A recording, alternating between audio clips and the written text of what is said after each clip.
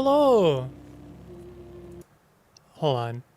Listen, streams are more complicated than recordings. Only slightly, but they are complicated. Oh, see, for instance, we will hear my voice exactly once, only because I have to make sure my video is open on the channel. So hey, what are we doing today? Well, there's a new beta branch out. Basically, the Palladium Reef update is up on the beta branch, which I believe makes it. It was cool to stream, record the alpha. I'm gonna be playing the beta. It's like probably pretty close to being finished, but who knows? I can't know these things because I have no idea the monumental amount of work that goes into it. All I know is that Brian's real sick of working on UI. That's my take from what I can surmise from Twitter. But I can't imagine UI is all that exciting to work on. I really appreciate what has gone into this update of Caves of Qud. Arguably one of the biggest updates for Caves of Qud ever. Just because there's like a lot of stuff that has been kind of like pending that have kind of all gotten piled into this update, including some new UI stuff, including, I believe this is the first time we're going to have access to the mini map. Can we get to, nearby objects list? I'm pretty sure all of my options are available. Let me just make sure I've got my thing open. If you're joining me, hello, how are you doing? This is my rare impromptu stream. What I actually should do before I legitimately start is I'm going to do a tweet. Because, that's what the kids do these days.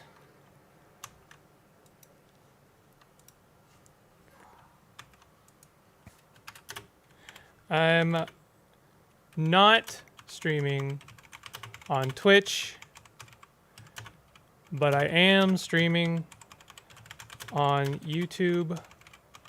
If you'd like to join me as I play the new hashtag Caves of Qud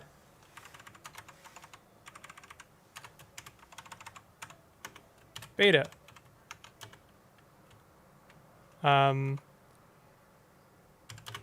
Palladium Reef /UI update.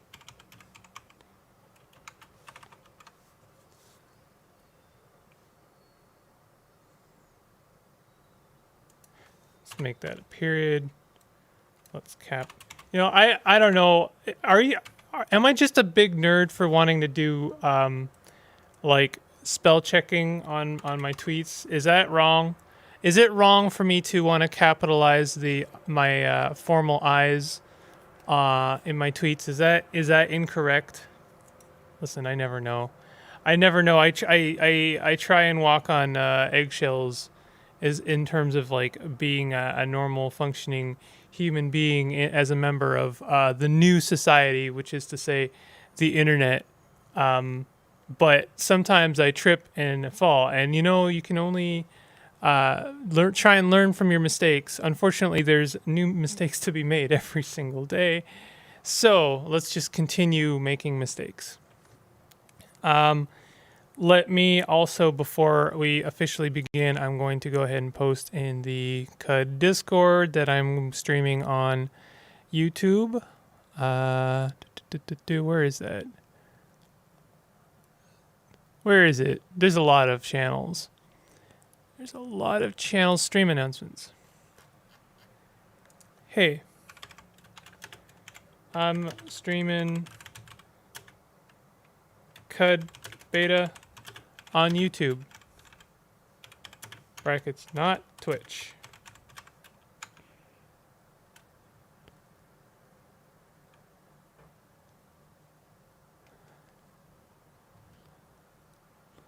Would that be okay to... Someone just posted about the boycott.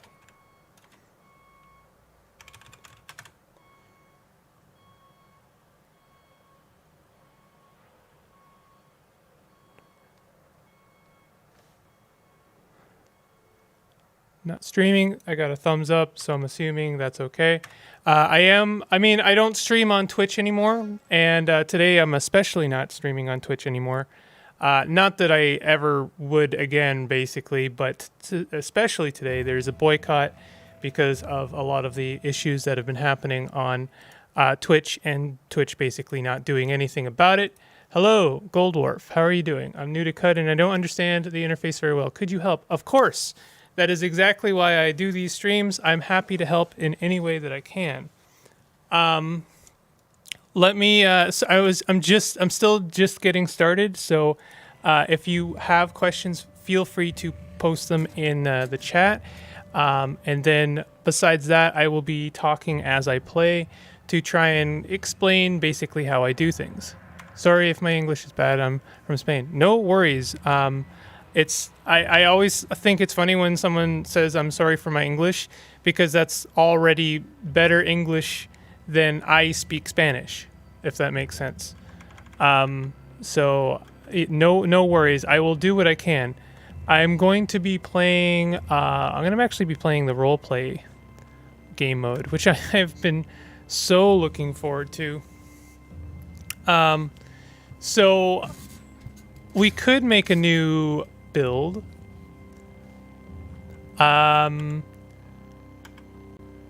Mutant or Truecan. I always struggle with it. Like, I do want to probably play Mutant. I'm still trying to learn how to build good mutants. And of course, I've forgotten that we have new character pregens, or presets, which I'm also very excited about. So what do we got here? We got primarily ranged fighter, quick and maneuverable, flies. Pretty good. Melee fighter, highly armored, emits sleep gas to disable enemies. Highly survivable starting build.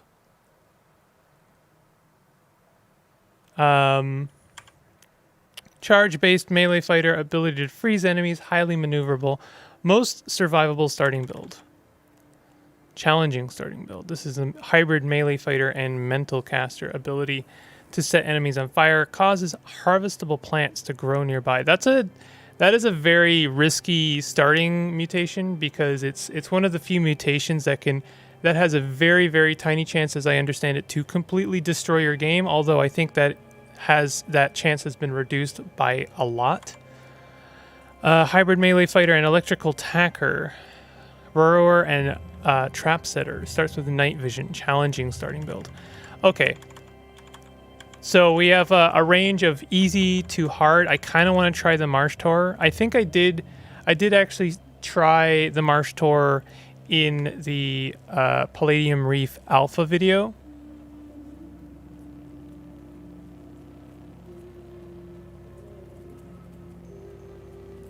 And it's a good build, but I tend to like intelligent characters.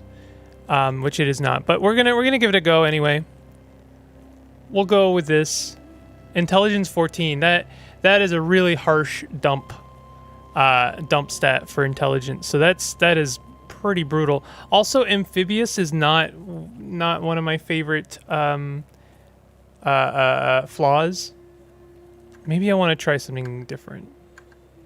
We could build a character. I mean, the new interface, we have a bit more options, and we get to see the full breadth of the new UI interface. So maybe I do just want to like pick a okay, that's interesting. So we're doing calling before anything else. This is definitely a different way to approach things. It's almost like completely backwards, because before you like almost fully built your character and then picked your calling. So we have a completely other end of the spectrum now. Do we want to make a long blade? I kind of really liked making melee mutants with some kind of physical mutation, but I am understanding the limitations of doing something like that are not great.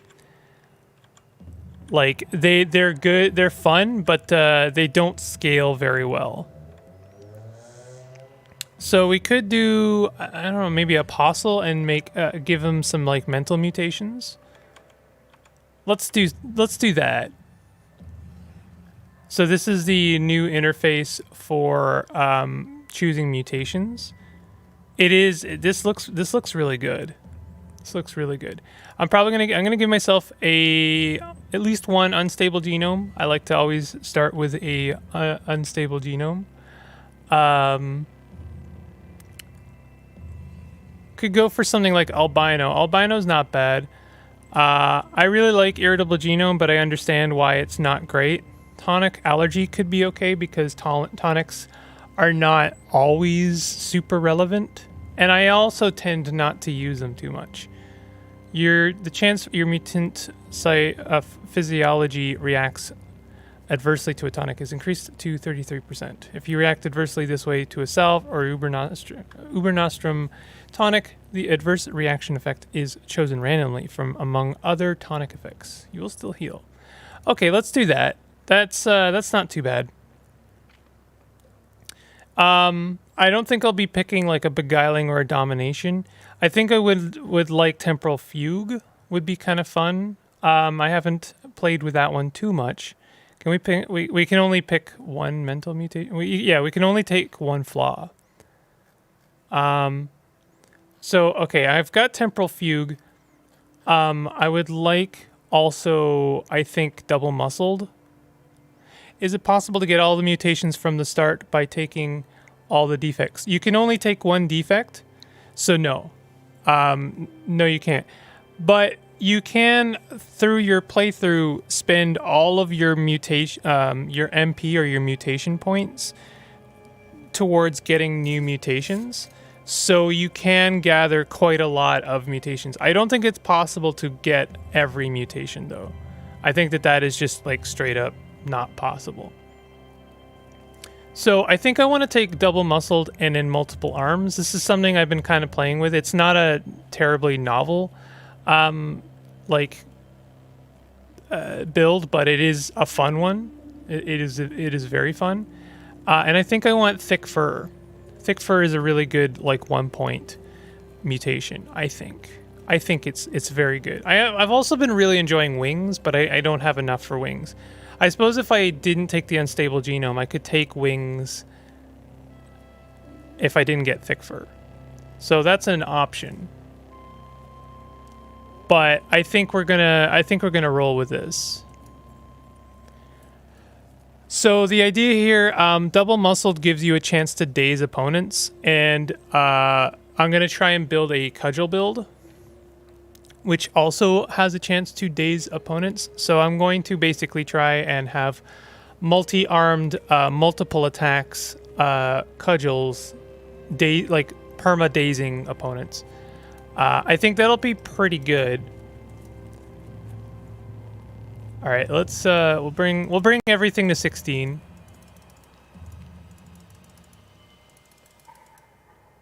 Just to start with. I don't think we need a lot of ego. I guess temporal fugue might play into ego, but I don't know. It's for your mental mutations, not so much your physical mutations. But I always find I'm wrong about these things a little bit. Let's increase our toughness. Okay, we have no more points left. Okay. I don't think I want to make anything like dumb. I guess maybe ego. I want that one extra toughness. That's important to me. I guess the other option is I don't. It really costs a lot to get that extra, like, ability bonus. So instead, we could do something like this, and then we have like +1s almost across the board. And I think that in a way is better. But you know, having that +2, like it does help a lot. This is gonna work for me. I have unspent points. No, I don't want to continue. What? Where? Oh, here. Okay. All right. We are apostle. We are a mutated humanoid. We have double muscles and multiple arms, thick fur, tonic allergy, and temporal fugue. The temporal fugue is going to add on top of our the potential ability to permastun enemies, since we're going to be having multiple versions of ourselves with multiple arms and double muscles. Like, there's just a lot of there's a lot of days happening there. Enter name. Oh, did I accidentally ruin the randomized selection here? Oh, okay. Oh, that's fun. You can actually like go through a couple of names before you settle on one. That's actually really nice. I can maybe like find a name that I can pronounce better, like, you know, Tamula. I can parse that. Do we pick a random starting location? I don't know. If I was going to, I always like to pick a random start village in the Salt Dunes, just because I really like that the fasting way, and I also just like the Salt Dunes as a starting place. Can you do the same I said earlier, but with the stats, by subtracting all the points from all the stats except one and adding it all to it? That's an interesting question. Why don't we find out? I don't think so, because like, yeah, you can't go under 12 here. So you can't like make something 0. Also, if any one of your stats reaches 0, because there are some ways for that to happen in game, you will die. Like, your character would actually die if one of their attributes is reduced to 0. They just straight up die. So, worth noting that even if you could reduce your attribute to less than 12, you're actually putting your character at a risk there. But I enjoy the ingenuity of that. Like, yeah, let's make someone who's like really not smart, but like has muscles for days. And in this case, we literally have muscles for days, since we are going to be dazing our opponents as much as possible.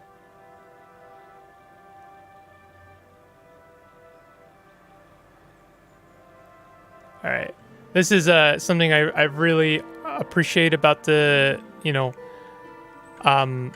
the inclusion of the go to like important part of the map basically button. Is that like when I start now, I just like I do a quick explore of our whole village. We got some Resha floor. That's good. I don't think I've seen like quite a swampy village in the the sixth. No, we're not in the 6 days still, but in the Salt Dunes.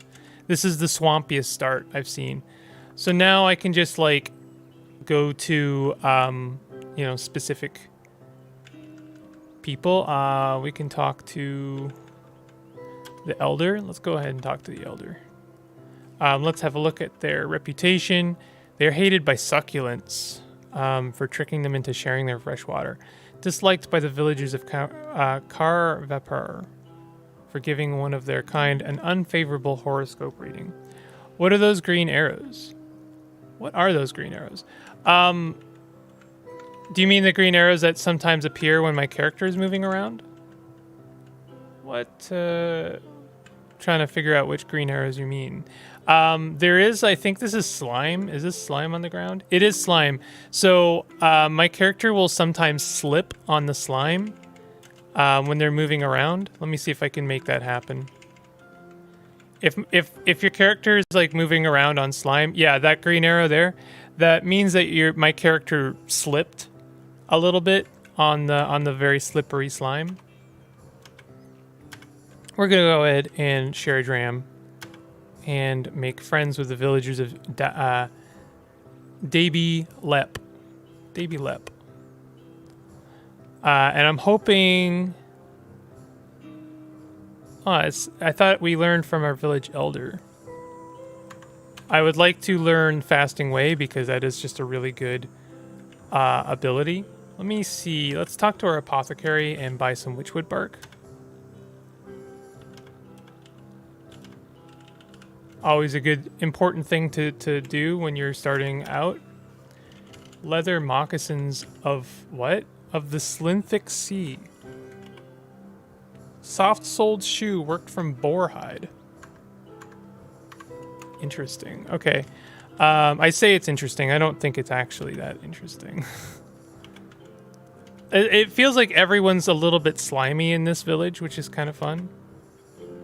Okay, I need to talk to Chugs near the feathered serpents. Choose near Quicksalt, the judicious, to the west, or Webtoad, choose near salt. Okay, let's talk to Webtoad. Where's Webtoad? Webtoad, choose near salt. Legendary Isakari Raider. Okay. You would like me... There's a charge you could do for me just a while ago. I trekked to a Snapjaw fort and saw some holy ashes to inspire my poetry. I covet them. Retrieve them and I'll pay you for your labor. Will you do it? I'll do it. Snapjaw fort is not a bad starting quest. I've had much harsher than that. But, you know, it could be far, far worse. I am going to buy some bullets, even though we don't have a gun yet. It's just I always regret not doing so. Kind of wouldn't mind buying these gloves as well. I know we can get gloves for free, but, you know, that's just like, it's fine. Just trust me, having that one extra AV isn't bad. Also, we need a second pair of gloves in order to make it work for us. So we can still go and get free gloves if we want to. Did I talk to... Did I get the second job here? No, I didn't. I will locate a Dromad caravan as you ask. Artifacts, arable land, an altar to some ashes. We must know. If you find it for us, we will pay you for your labor. What do you think? We hear it's located near between 1 and 5 parasangs west of Orolaram Ba. Goat Folk Village. Oh man, you want me to go mess with a Goat Folk Village this early? So we've got the new stuff going on. I'm a big fan of the new stuff, new location, new areas that'll absolutely tear me apart if I am not careful. AKA if I go there. Is CUD your favorite game or do you have another one? I think that CUD is probably my favorite game, yeah. I think it is.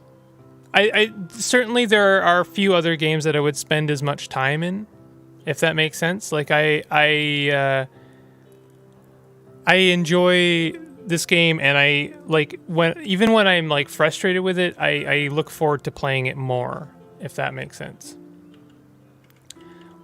You know, some ruins. Let's go check out the ruins. I don't think we're going to be doing our Goat Folk Village quest anytime soon. Although it might be that we don't have to go near the village. We just have to go west of it. You discovered Blue Berkalil. Oh my goodness. Okay, well luckily we were near the edge of the screen, so we didn't have to fight an army of Snapjaws. That was a little bit spicy. You're lost. Oh. This happens a lot.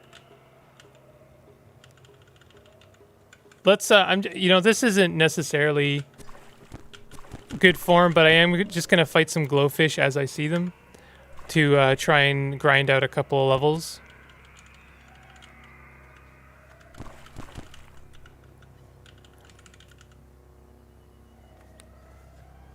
I think we want to move this a little bit. And I'm gonna shrink this a little bit.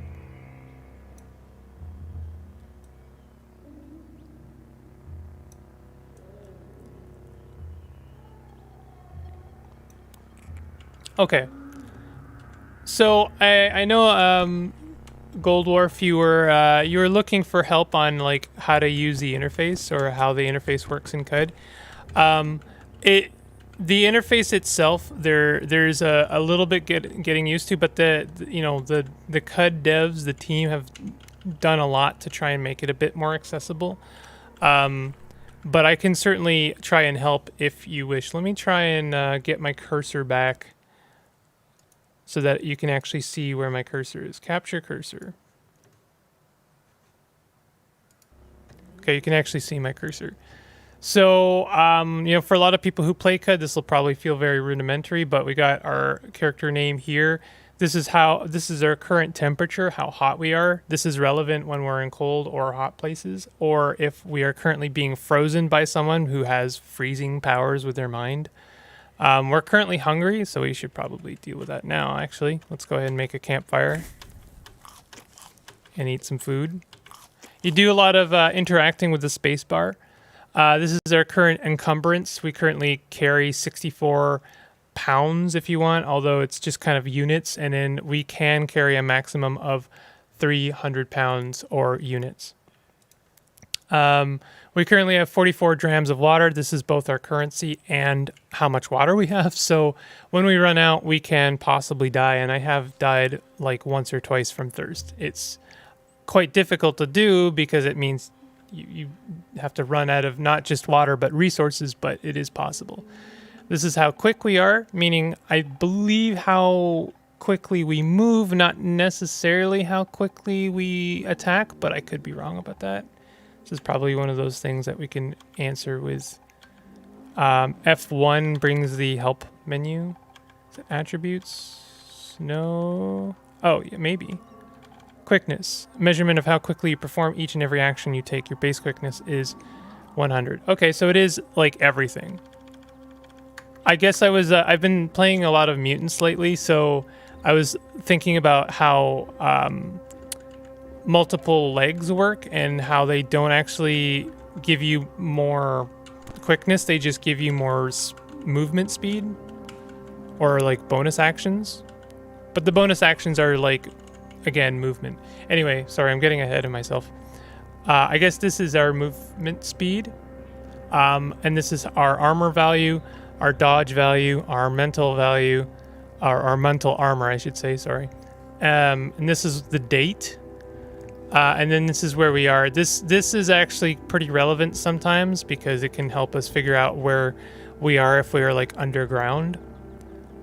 And then down here we have our current set of abilities, which will they'll get pretty elaborate, given enough time.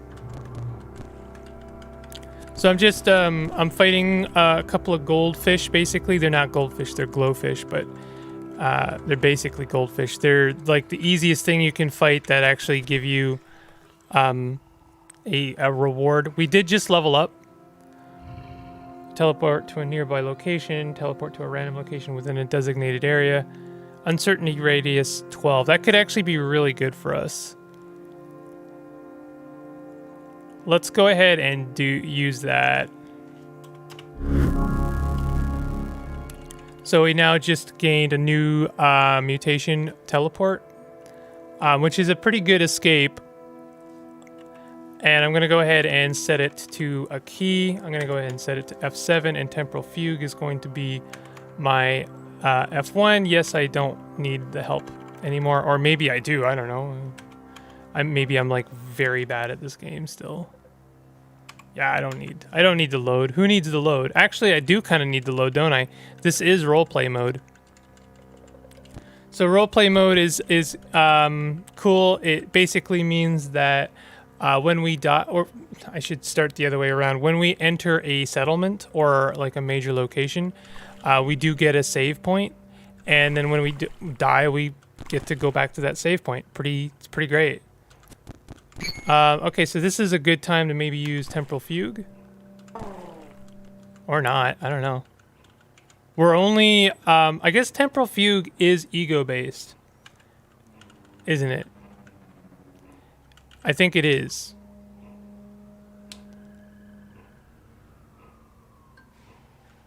I think it is a mental mutation. So I was probably a fool to make my ego my dump stat. I don't know. So right now all that means is that we can only make one copy of ourselves when we go back in time.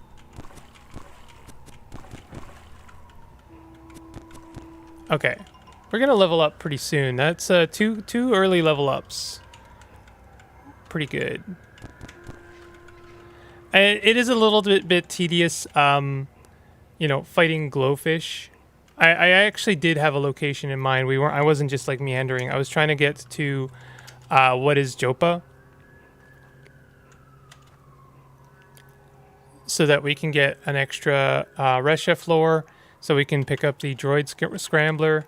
Did I already look at the statue? I guess so. We already have that lore. And so we can also pick up another like important location, or a location of another of our first like named object. It's important stuff. I like that there's just like a random door hanging out here.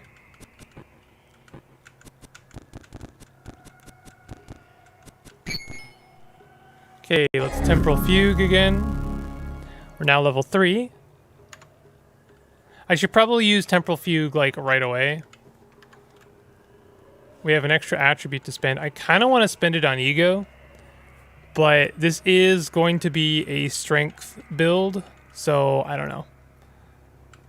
Temporal fugue doesn't have to be our end all be all.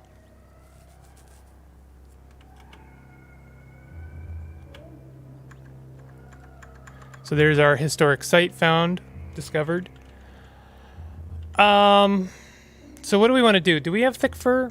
I did get thick fur, so I could go to Red Rock and just kind of hang out there.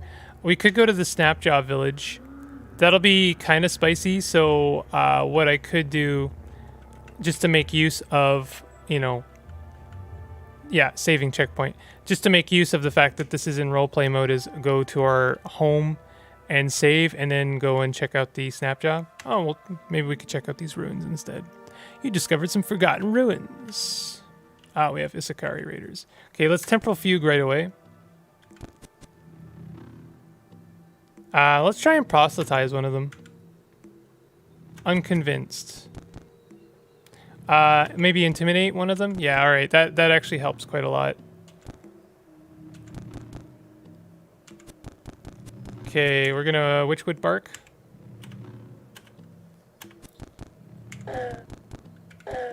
Okay, that worked out.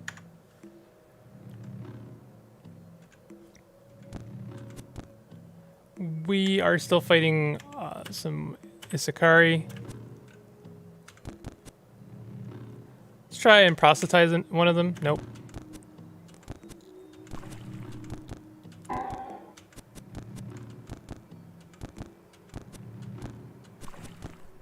Okay, yeah, I was wondering if, like, are we in dire straits right now? Okay, short sword. Another. I like to pick up the short swords and like daggers and stuff like that. I know that it seems like a lot of extra work, but I assure you it does pay out.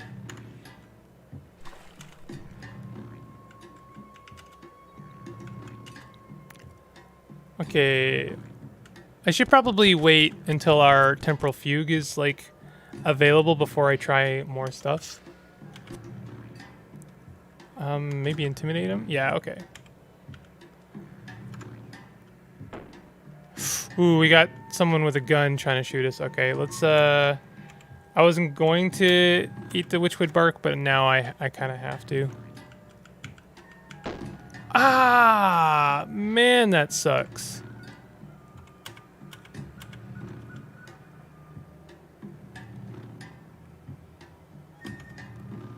That is a very large range of, like, error. You may only select an explored space. Okay, let's go here. Okay. I just want to wait until my temporal fugue is back. Oh, you know what? This is perfect. You played yourself. And now I'm going to get a desert rifle.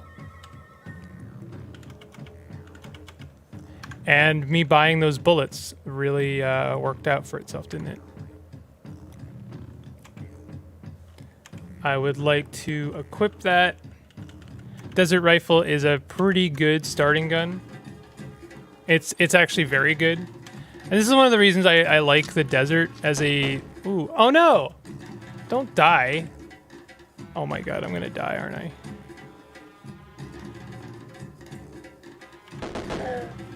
I died. Man. Okay, well, not the end of the world. We're back at our village. I noticed the location for our how long ago? Okay, there we go. There's a couple of bugs happening, but it's not too bad. I'm trying to figure out where our ruins are that we just left. We got Dawn Gliders. That's a shame. We were doing pretty good there until I like moved quickly. That's honestly like my biggest shortcoming when it comes to like how I play this game is I move too quickly. So I'm gonna go ahead and Temporal Fugue right now.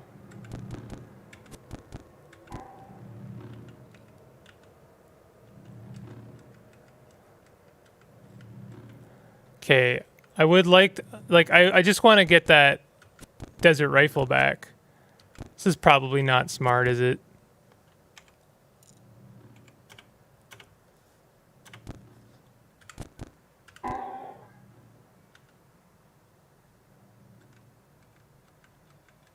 All right. We're gonna fight this guy, and then I'm gonna go and rest and get our Temporal Fugue back. That's a really good find. That's quite a decent amount of money right there. And also, I don't want to fight at nighttime. Part of what killed me, overconfidence is a killer. It absolutely is. It's definitely what gets me killed the most.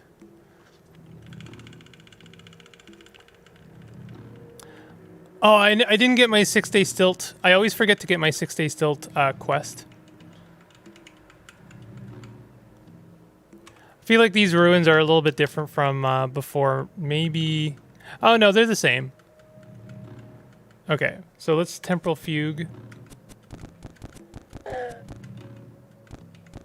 My future self is apparently much dumber than my current self because they sprinted in order to go and catch that guy, which was pretty funny. Okay, we have... Aw, what? The Desert Rifle is rusted. What are you doing? Why is all this stuff rusted? I think I know the answer to that. There's actually quite a lot of kudzu in this ruin, yeah. Kudzu are pretty famous for rusting up all of your gear.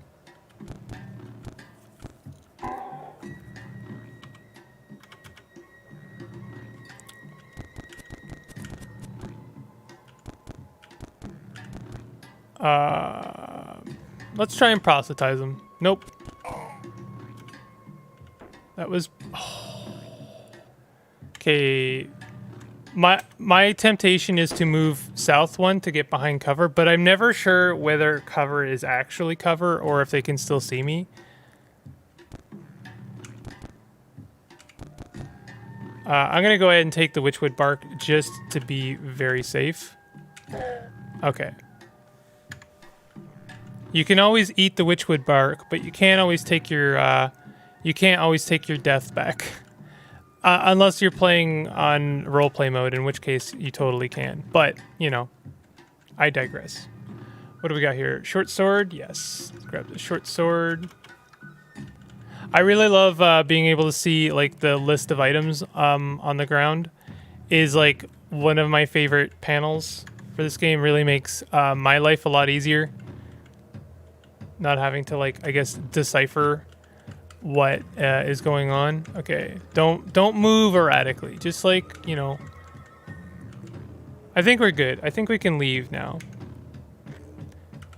And I'm gonna go to the Snapjaw village or fort. Oh, we have salt jumpers.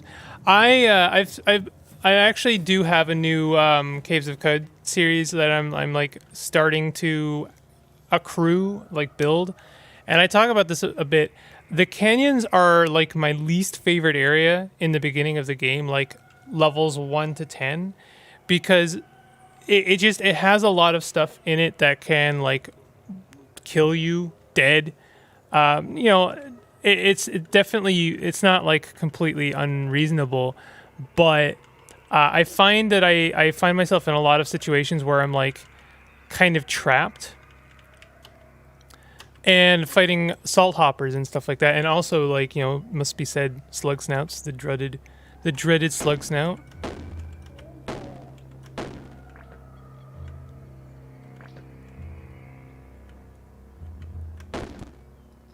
This is bad. Temporal fugue. Okay, Witchwood bark. Is the the salt hopper alive? I think they are. Something's shooting me. Do I still? No, I can't. I forgot. Okay, we're gonna go south.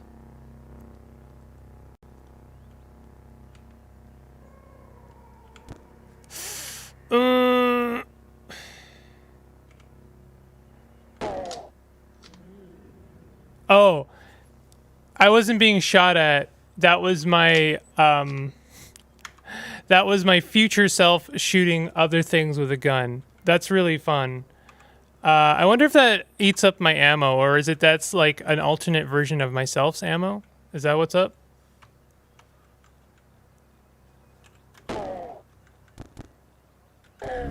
Level 4, nice. Oh, we have a brute here. That's nothing to scoff at. Can we proselytize them? Unconvinced. Man, I've been very unlucky with the proselytize. I'm pretty sure it's because I'm not very smart.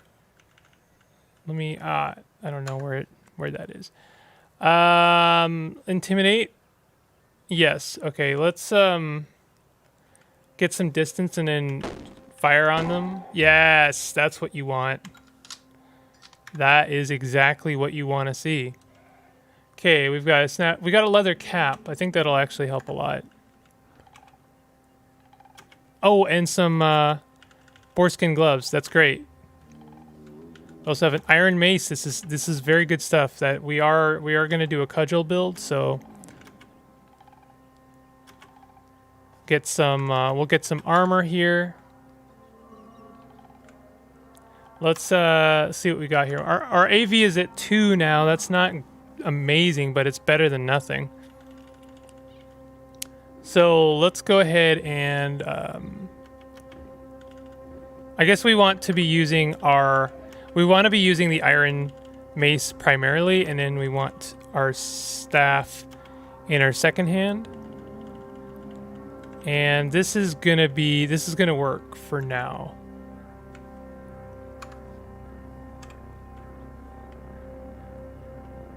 All right, so we are taking on a Snapjaw Fort at level. What level are we at? 4. It's a little bit spicy. Your clones use their own ammo and spawn in with the exact items you have. Amazing. Okay, so I guess in that respect, I'll have to be careful if I carry grenades on me or something. Oh, okay. You know, take it from me. Pro tip: don't if you unequip your torch, like, you know, don't be surprised when you can't see anything anymore. Okay. Listen, I'm sleeping here. I'm sleeping here. I'm trying to get some sleep until morning. Uh-oh. Okay, temporal fugue.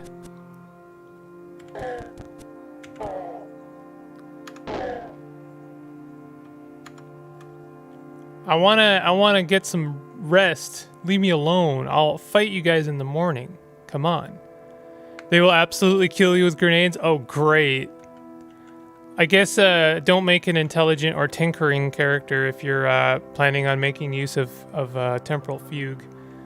That's a kind of a bummer because, like, I really like making tinkering characters, and specifically I really like tinkering grenades. We've got a club. And we have some armor. Very good. So we're very close, I think, to our first irritable Not irritable genome, excited genome, where we get to rapidly advance.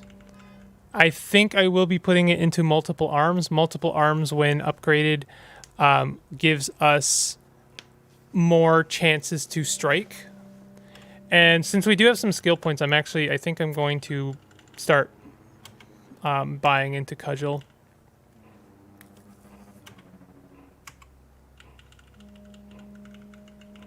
We do want Charging Strike, but we need Charge. Charge is going to be very good for us. I will eventually get Dual Wield, but I'll have to maybe do Bela so I can buy it with Reputation. But what was I trying to do? Oh yeah, I want to figure out, does Double Muscled increase the chance? Yeah, there's an increased chance to daze your opponent if you increase Double Muscled. So I think what I'll do is I will be, I'll spend my first rapid advancement on multiple arms, I think, and then I will spend my second rapid advancement onto Double Muscled, and we're just going to keep going back and forth on that. You can basically have infinite grenades. Also works great if you pick up the throwing axes from the first troll at Bethesda. Ooh. Oh, awesome. You can't like kill your future self, right? And then take their stuff. Probably that is a good way to actually kill yourself, you know. What do we got? Oh, did I pick up the leather armor? No, I didn't.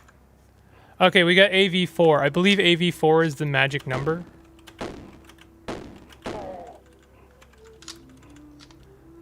Bronze dagger. Pick up them daggers. Weird artifact. And a glow sphere.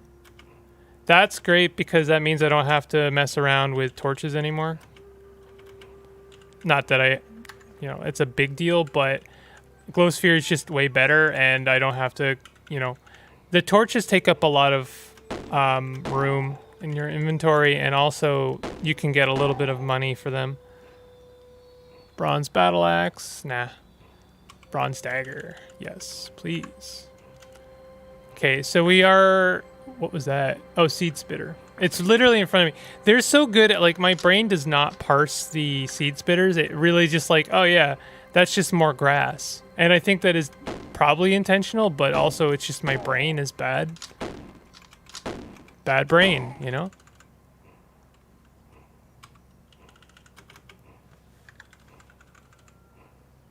Steel warhammer. Is that a large object? Cudgel. Oh, it's a big... Is it two-handed? This could be really good, but I'm not sure if this isn't, like, two-handed. I think it probably is.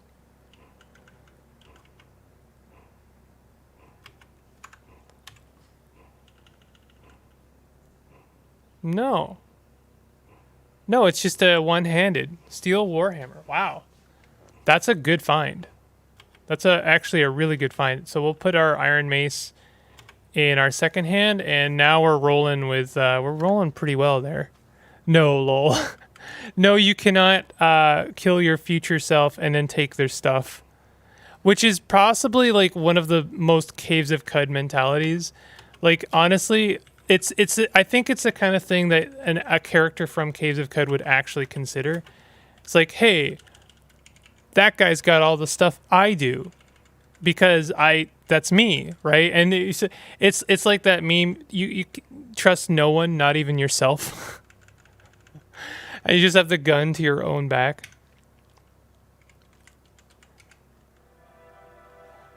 All right, so we're going to talk to Webtoad. Choose near salt. You are famished. Okay. Famished. Can't remember how Gra puts it. Is it famished? Famished. I found the holy ashes. Adventurer, you have our thanks. Our village owes you a debt. For now, please choose a reward from our stockpile. Yes, give me that reward, but first I level up. Your genome enters an excited state. Would you like to spend 4 mutation points to buy a mutation before rapidly mutating? No. So we're going to go ahead and throw this on multiple arms. So we can have magnetized boots, and we have a choice of 2 books. Actually, this is an advertisement. Gunsmith. Oh, this is a pile of advertisements. Legendary chef, legendary haberdasher, and legendary gunsmith. Huh. Yeah, I think that's actually really good. We have pretty good rep with our village. I like that they have the ashes now.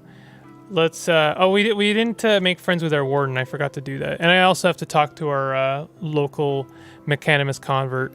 Loved by the wardens, hated by highly entropic beings. I don't think that's really important.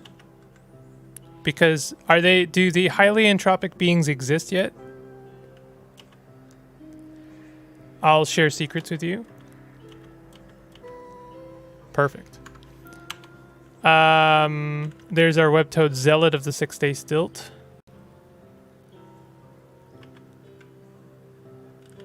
I will go to the stilt, I promise. I promise I will. We can talk to the village tinker. No, we don't want that yet. We want to talk to... Who do we want to talk to? Chugs near the feathered serpent. Chews near quick salt the judicious. That is just so good. Why won't they teach me? Do I already know the skill? It's in endurance, right? No, it's not. Where is it? Tinkering, cooking, gathering, self-discipline. Oh, I already know fasting way. Shoot. Okay, that was poor planning on my part. No point in there's no point in like taking. Well, I mean, I like the Salt Dune villages. They're my favorite starting location. You know. Okay, so let's go and buy some more witchwood bark because I think I used up all of it.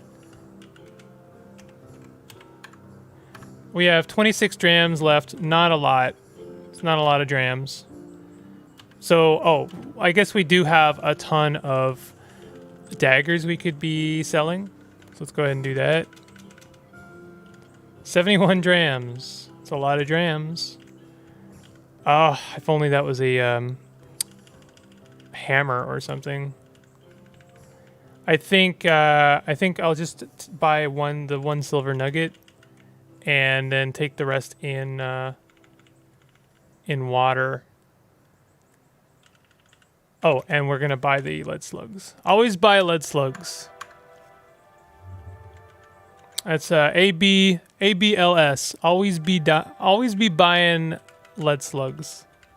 That is the key to success. Not really, but I guarantee you'll never be sorry you did it. Let's try our fire roasted brisket in thick nettles and broth. That actually sounds kind of like food.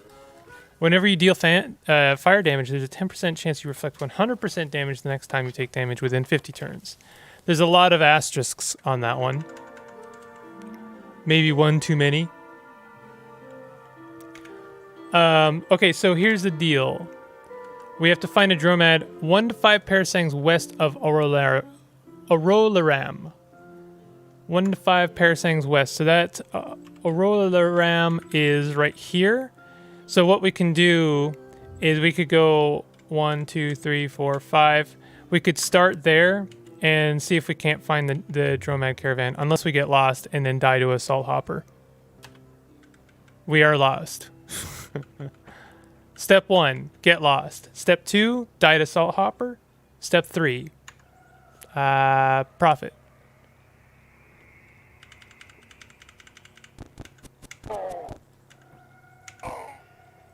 Okay, iron short sword. At least we get some more money. I've already been here, apparently. You regain your bearings. Ah, ow. Shoot.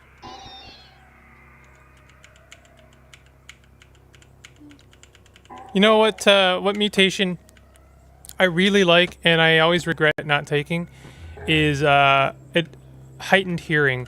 Heightened hearing, I think, is one of the best mutations. It's not terribly expensive, and being able to hear enemies is just so good.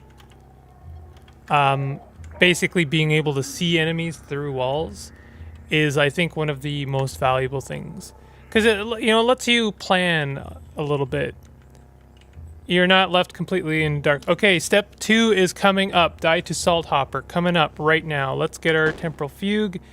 And I'm going to make sure I don't get shot by myself. Alright. We didn't die to a Salt Hopper.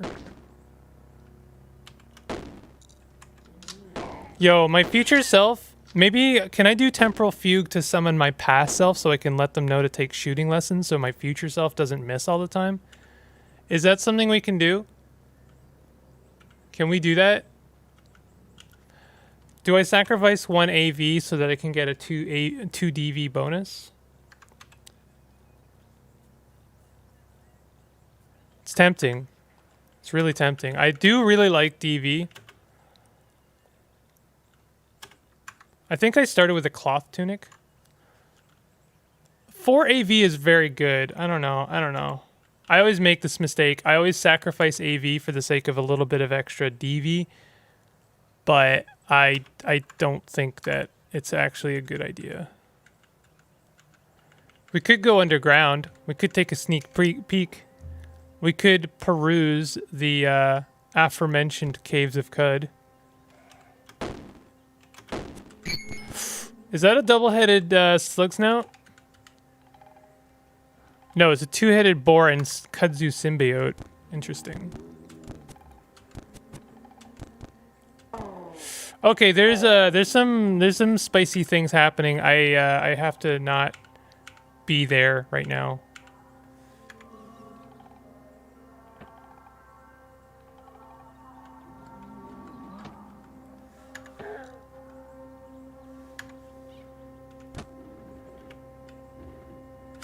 Legendary Snapjaw, huh? What do you got? What do you got? Loved by Snapjaws. Admired by Water Barons. Disliked by the Seekers of the Sightless Way. Hated by worms. I don't know. Water Barons are a pretty good faction, right? I don't want to be making enemies with the Water Barons, do I? What's my rep with the Water Barons? 0. Okay, I mean, a little bit of a rep loss wouldn't be horrible. My biggest concern right now is that I don't have a lot of health, but, you know, this is a potentially solved problem. I am gonna run just a little bit, just so I can recover my Temporal Fugue. And we're getting our Temporal Fugue. Yo, is my dude shooting me? Like, is he so bad with the gun that he's, like, shooting me? Because, like, that's seriously bad. Oh, God. We have a glow-white cultist of a Golgut. Oh, my God. Which one? I always face right? Okay, we wanna take some more Witchwood bark. They were on my left. We have another cultist of the Golgut.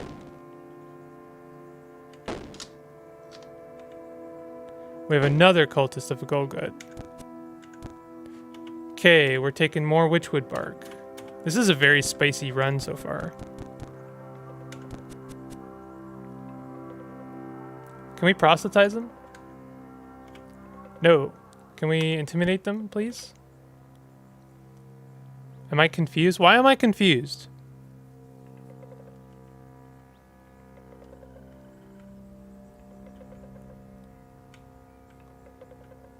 Oh my God. Okay, this is really bad.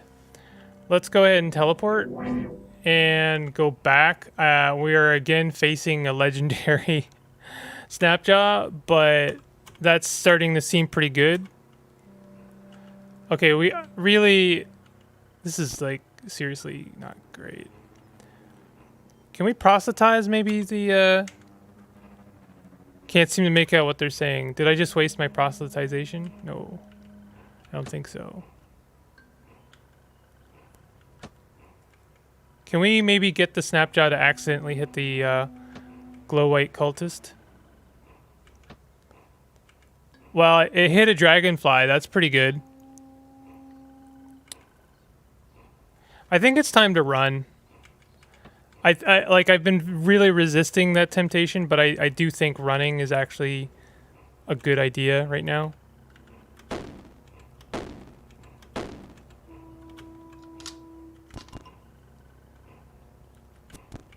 Okay. I didn't run, did I? In fact, I doubled down. Oh, man.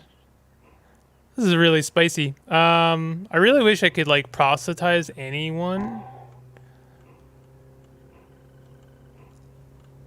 We are full health. Is anyone, like, hurt? This guy's injured. This guy's perfect. I mean, that's a Snapjaw. That's a Snapjaw. Okay, here's what we do. Shoot one. We're gonna go ahead and intimidate. Okay, that's fine. I'm gonna go ahead and try and proselytize them. Unconvinced. They're always unconvinced. Okay, is this the one that's injured? No, this one's fine. It's the other one that was injured. I'm fighting the wrong one. That Snapjaw there will, make no mistake, they will mess me up real bad if I'm not careful. Okay, just trying to do a little bit of crowd control. I think what I want to do is teleport away and then fire from a distance.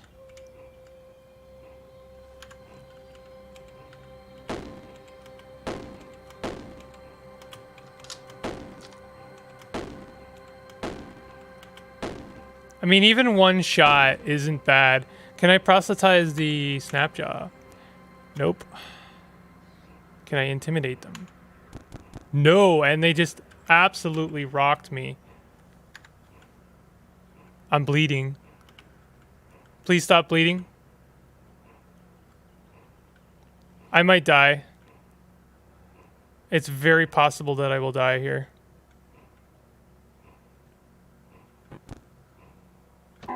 I died. Okay. I mean, that was a rough situation. It was a very rough situation. So what all I was trying to do there, let's go back here for a moment. Just for a moment. And then come back. The little check marks are kind of bugged right now. They don't always appear. I do want to go back like to there, but all I'm trying to do is find the Dromad caravan. Like, that shouldn't be too bad. What do I have now? Okay, I still have all of my gear, which is good. We have a chameleon. The chameleons are, like, always a little bit rougher than you expect, except for that one, apparently. That one was actually, like, totally fine. Oh, we got a two-headed boar. What's our AV? AV 4. That really does matter. Like, our AV is, like, so important. I am learning that more and more, just how important your AV is. It really does make the difference. Oh, God, Salt Hopper. Can we proselytize? Yo, can we be friends? Why is no one convinced by me? Please be convinced by me. Let's intimidate. Perfect.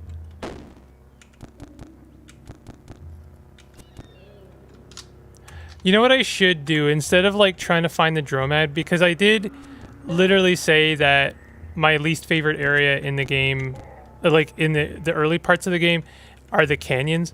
For almost this reason, they're unpredictable. It's hard to really kind of plan around them because you'll find weird random stuff like glow white cultists, you know? It's tough. So I think I don't want to be in the canyons if I can help it. What I should do is I should read about these advertisements. I wouldn't mind finding the legendary gunsmith. And oh, east. Oh god, they're like in the jungle. No, no, thank you. Not yet, anyway. Legendary haberdasher. I didn't read that one. West and north of Bethesda Susa. I think that's also in the jungle. I'm lost. Oh. If only I could talk to equins. Oh, engraved leather armor. Let's have a look. Reshef lore. Awesome. We could just like head to the stilt. Yes, hello. I enjoyed your Jupiter Hell series. Thank you very much, Anguinado. I actually it just to let you know, there is more episodes like to go up. They're actually already up. I just haven't gotten around to processing them. So it's the series is not like gone, and I really appreciate you watching them. That's awesome. Thank you so much. Yes, hello. I enjoy your content. I appreciate that. It's nice, you know. Like I know that YouTube can get kind of nasty. Like it's a very divisive place. But most of the people that I say all pretty much of the people who've been watching my content have been very, very nice and very supportive. And like, you know, I do invite people to offer me like feedback and criticism when it comes to like how I play these games, because I know I'm playing very difficult games and I'm not necessarily very good at them, and I'm always going to be, oh lordy, this is bad. Yeah, please stop missing.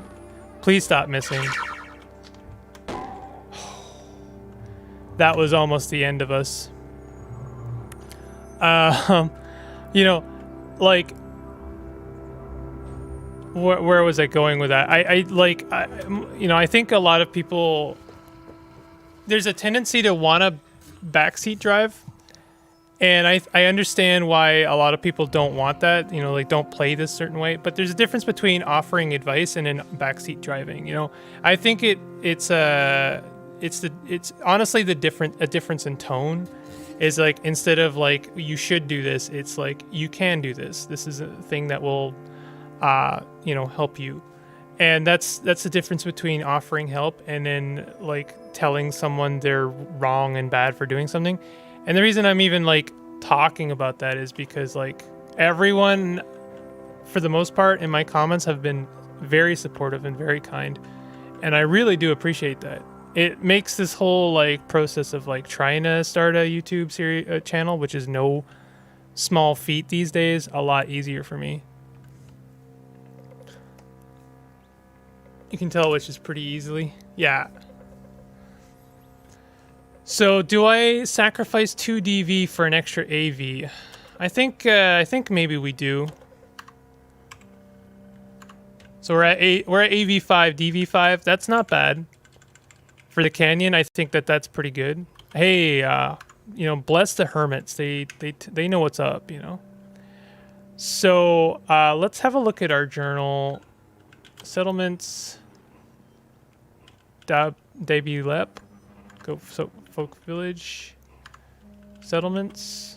We're like Sultan histories. I want to. Where are my advertisements? Are they not available as map pins? I could continue in the canyons. This is the worst case scenario, isn't it? This is one of the reasons I've been like taking wings, is because this situation isn't nearly as much of a problem. We are going to temporal fugue. I probably am gonna die here. 1 health left. Oh my god.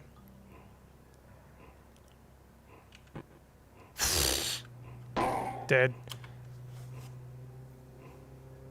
Okay.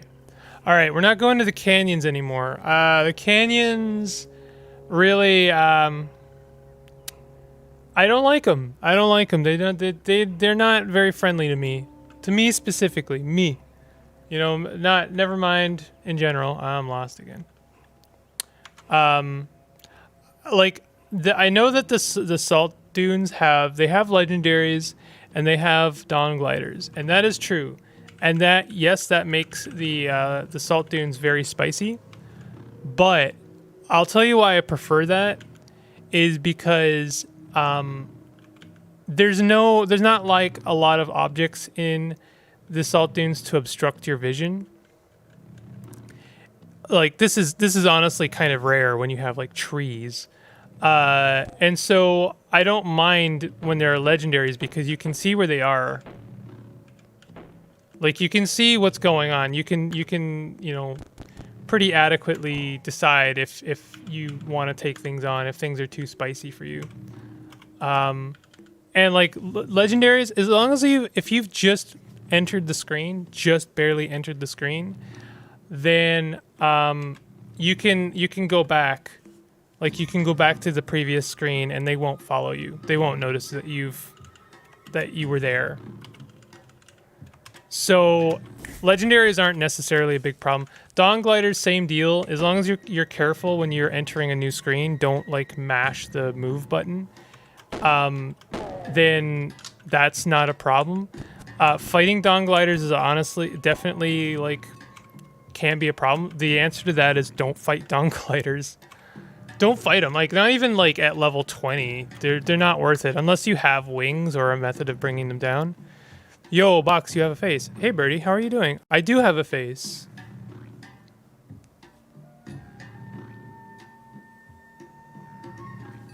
What's the music that goes along with that alien dancing? Like doot doot doot doot doot. I can't. How are you doing?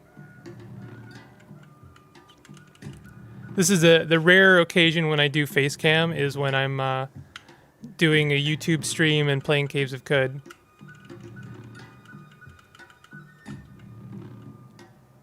Because I don't know. Because why not? I don't do streams very often anymore. Are we fighting legendary tortoises? I have every chance in the world right now not to be dumb, but they're hated by Cragmensch. They're hated by the Cragmensch.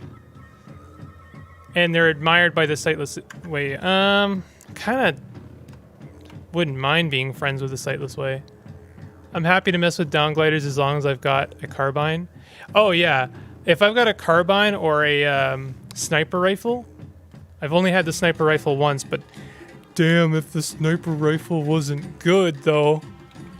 And then you just fight all the dawn gliders. Just don't even worry about it. Just fight them dawn gliders, honestly. I think I'm gonna lure these tortoises one by one over here. So now, should I make enemies with Cragmensch? So should I make friends with the Cragmensch but enemies with the Sightless Way, or should I make friends with the Sightless Way and enemies with the Cragmensch? That one's a tricky one. Part of my issue there is I don't know how relevant the Seekers of the Sightless Way remain. Okay, this is not a great situation.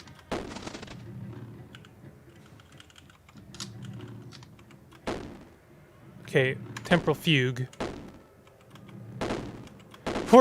We're both so very bad at shooting. Bless us, we are so very bad at shooting.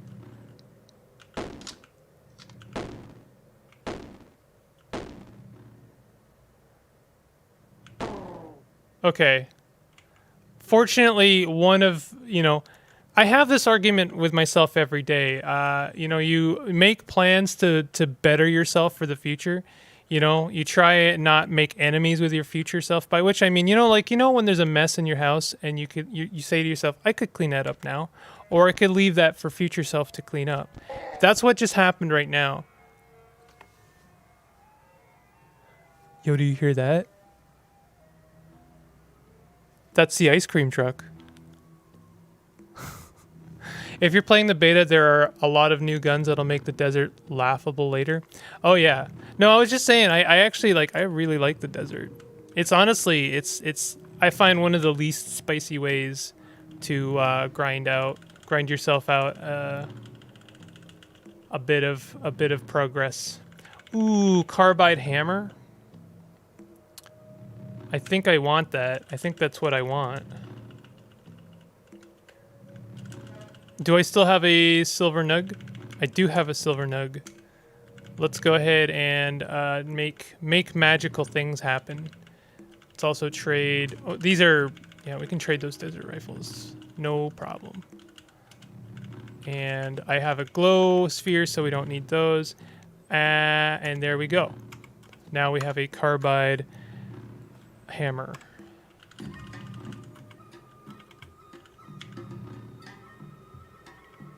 We need to increase our strength a bit. I'm noticing we're already hitting cap a little bit. Actually, I think we want to keep that. We want to equip this. And I think that's fine. So we have like 3 hammers and one hand holding a glow sphere. Just the way I like it. Okay. We have an attribute point. See, I mean, we could spend the attribute point right now, but it wouldn't do us any good because it wouldn't give us an extra bonus or attribute bonus. But, you know, it is what it is. So, I think is it like level 6 that we get a +1 to all of our attributes? I always forget how that one works. And I mean, like, it's not something I want to have to plan around because I don't want to have to remember when stuff like that is going to happen. Yo, we have like normal music right now. That's odd.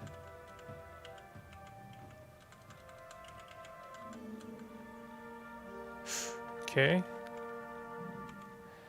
Boosting int still gives you extra skill points. Right. Oh, you're right about that. Right. What should I do with my extra skill points? I know I have an advertisement for a legendary gunsmith, so I'm not sure if that's all guns or just pistols. So I'm kind of waffling on whether or not I want to go pistols or rifles. Holographic banana trees. Are they holographic?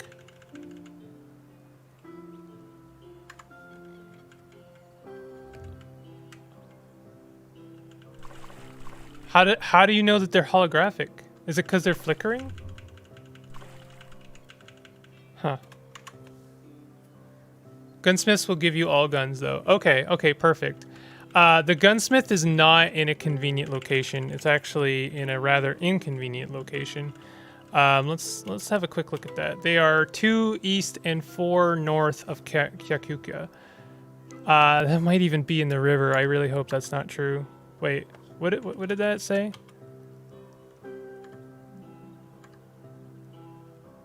Two east. I have such a bad sense of direction. 2 east, 4 north.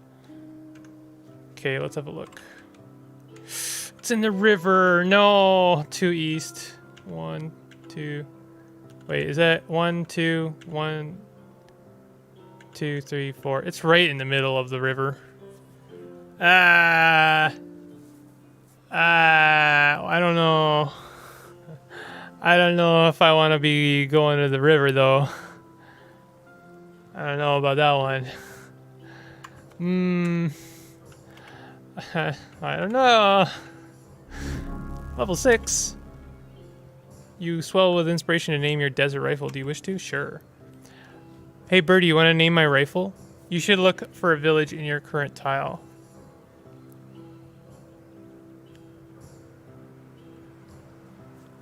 How does one do that? You mean like in the salt dunes? Do you wanna hang out in chat, even though I'm streaming? Maybe like if you're willing to like impart some of your knowledge to me, I would be game for that. Should look for a village in your current tile. Name it. Rudy Tooty Point and Shooty. Ah, okay. Hold on, I'm copying it. Enter a name. Is that gonna work? Just check adjacent maps. All right, I'm gonna trust that works. Wait. Oh, it did work. If I pick none, is it gonna remove that icy effect, or should I just give it icy?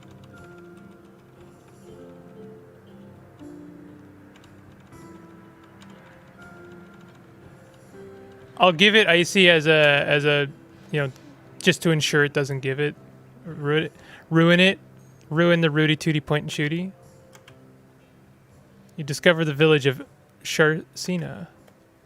Well, hey, I did. Oh, I see. Because of the holographic bananas, you were saying you should look for a village in your current tile. Ah, I see. Oh, there's some decent chests here. I would really like to have a look in some of these chests. This seems like a decent place. The love of Slinth was revealed to the people of Sharsina through some leather moccasins. Of course! When the larvae first creeped from the hedge on the first day of summer, Ememed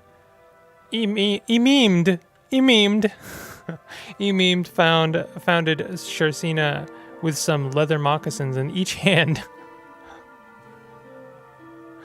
In each hand, for the rest of Sharsina's life, the villagers of Sharsina were known as the people of the leather moccasins.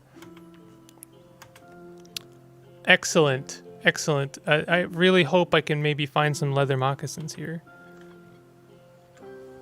I really want to just look in these chests. I don't want to steal anything. Drinks in the feathered serpents. Drinks on serpents. The Sophic. Okay. Yeah. I'll talk to that. I'll talk to them. That's really good. Oh man. Carbide folding hammer. I don't have even close to the amount of money I need for this, do I? Nope. It's just big fat no. All right. Well, maybe we can do a quest for our drinks several things on our thing. Near the serpents, on the serpents, they really just... Hated by fungi, disliked by arachnids, disliked by Droman merchants. I'm sorry, friend. I cannot make friends with you. You are not a good man. But I will do a quest for you. I didn't read the quest. That was my bad. Travel to the... No, that's not it. Where is it? Find the leather moccasins of the Slinthic Sea. Locate the leather moccasins of the Slinthic Sea at Dabalep. At Dabalep. I wish selecting beak plus 2 headed gave you plus 2 ego. Because then you would have plus 2 beaks. I understand where you're coming from. And, you know, extra ego is always going to be, you know, that would always be appreciated. But I don't take it as the one beak gives you plus 1 ego. More as in you have plus 1 ego because you are beaked. And so if you had two beaks, you wouldn't get more ego because you would just be... You're still beaked. You just have more beaks. I guess the question would be is, should you get ego from having a second head? And I mean, maybe. I honestly think that wouldn't be... that would make some sense because you have twice the personality to try and, you know, share ego. But in a sense, they are sharing ego. Like you can't, if anything, you are humbled by your second head because you share all of your achievements with someone else, technically. Are they both the same person, or are they both you? Do they both come from the same intelligence, or are you both separate, like, people? You don't get a second beak with 2 heads? Oh, you don't? That's weird. I think that's a mistake. You should definitely get a second beak. I guess that would, I mean, I think you should, even though it would be kind of game breaking, because then you'd basically have a second weapon, wouldn't you? Does the beak count as a weapon? All right, so what are we doing? I should, well, I already talked to the Dromad. Oh, we should talk to the, oh, we have a Kraken Warden. Oh, they're not a legendary. I can't make friends with them. Man, I want a Warden legend, like I want a Warden Kraken friend. Dang it. That's just a big old buzzkill right there. Okay, we are gonna go to the Stilt. You're lost again. You do be lost.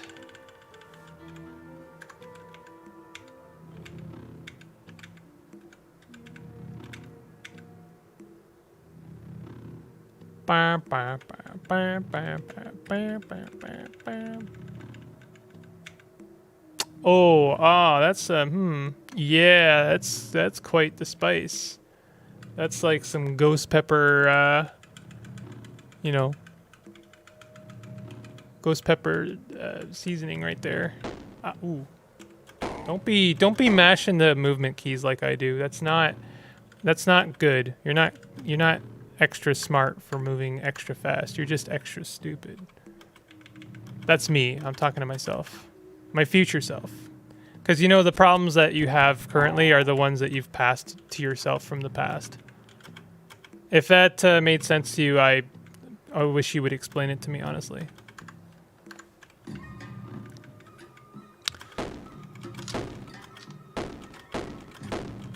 I am very good with gun. I can shoot many bullet. Box use W. I am using W. I use W, but also I move around sometimes. I do use it. I'm not, you know, not all the time. I'm lost again. This is one of the reasons I try and grind out the first like 10 levels as quickly as possible, is so that I have some extra skill points to throw at Wayfaring. Wayfaring, just like I think one of the best ways to cut out a lot of the risk and danger in CUD. Oh, are we at the Stilt? We are at the Stilt. Glorious Shekinah. I know it's like Shekinah.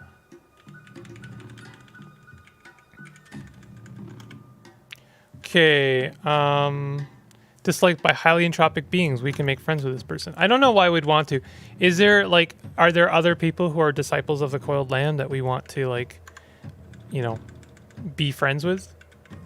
I'm not sure. It never seems like it's that relevant.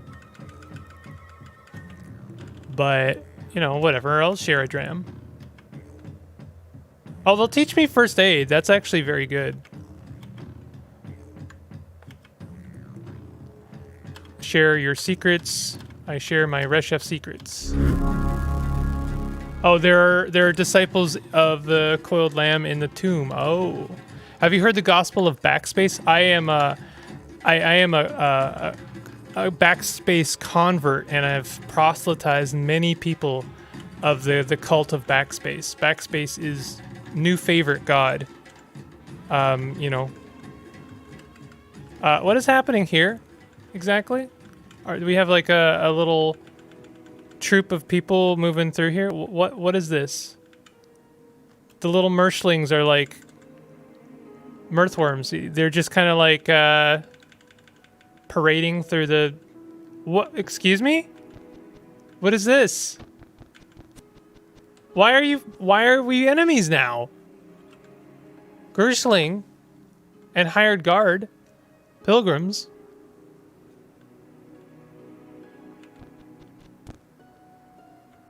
Is this something that happens? I've never seen this before.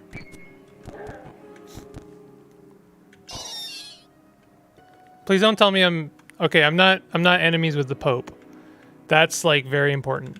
Do not become enemies with the Pope.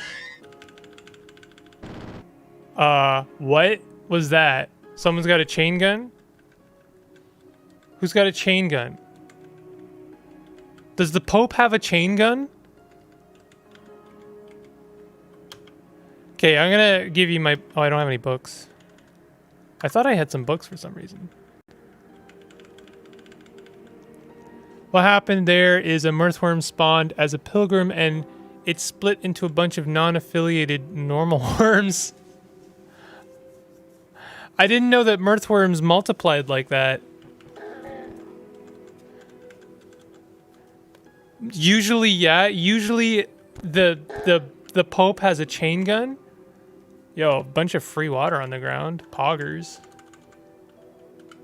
You didn't hear that from me. I promise you I didn't actually just say that. I'm sorry. Where are these feathered sandals? I want the feathered there they are. Oh, and a fedora. Wear them feathered sandals. We will be feathery. Okay, let's make friends with the Pope. Hated by the villagers of Dabimish.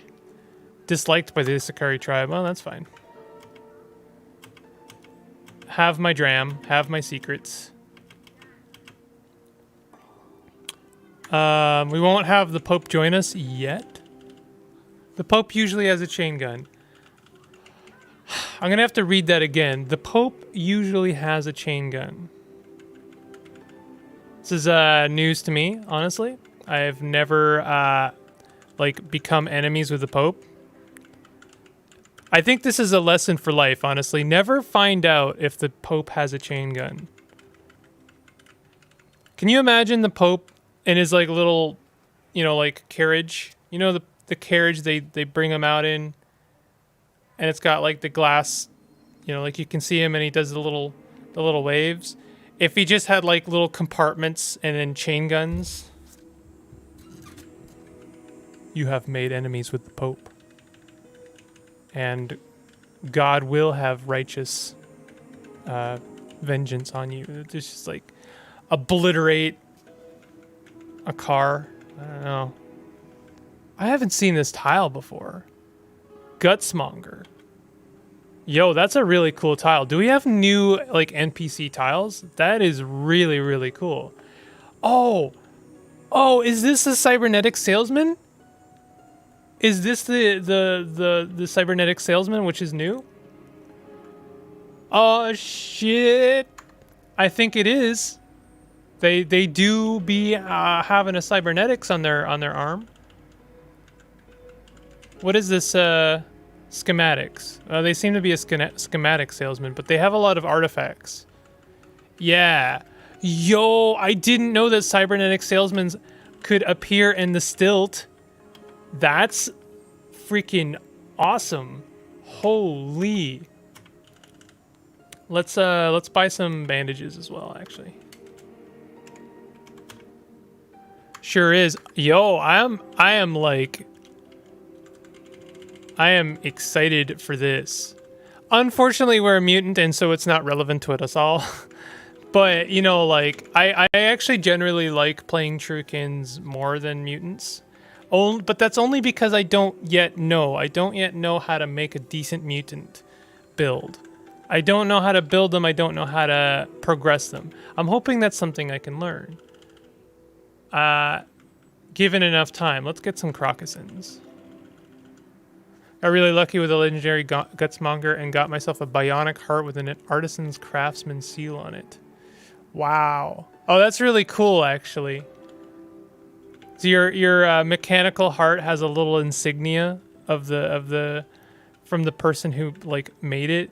That's really cute. I love that.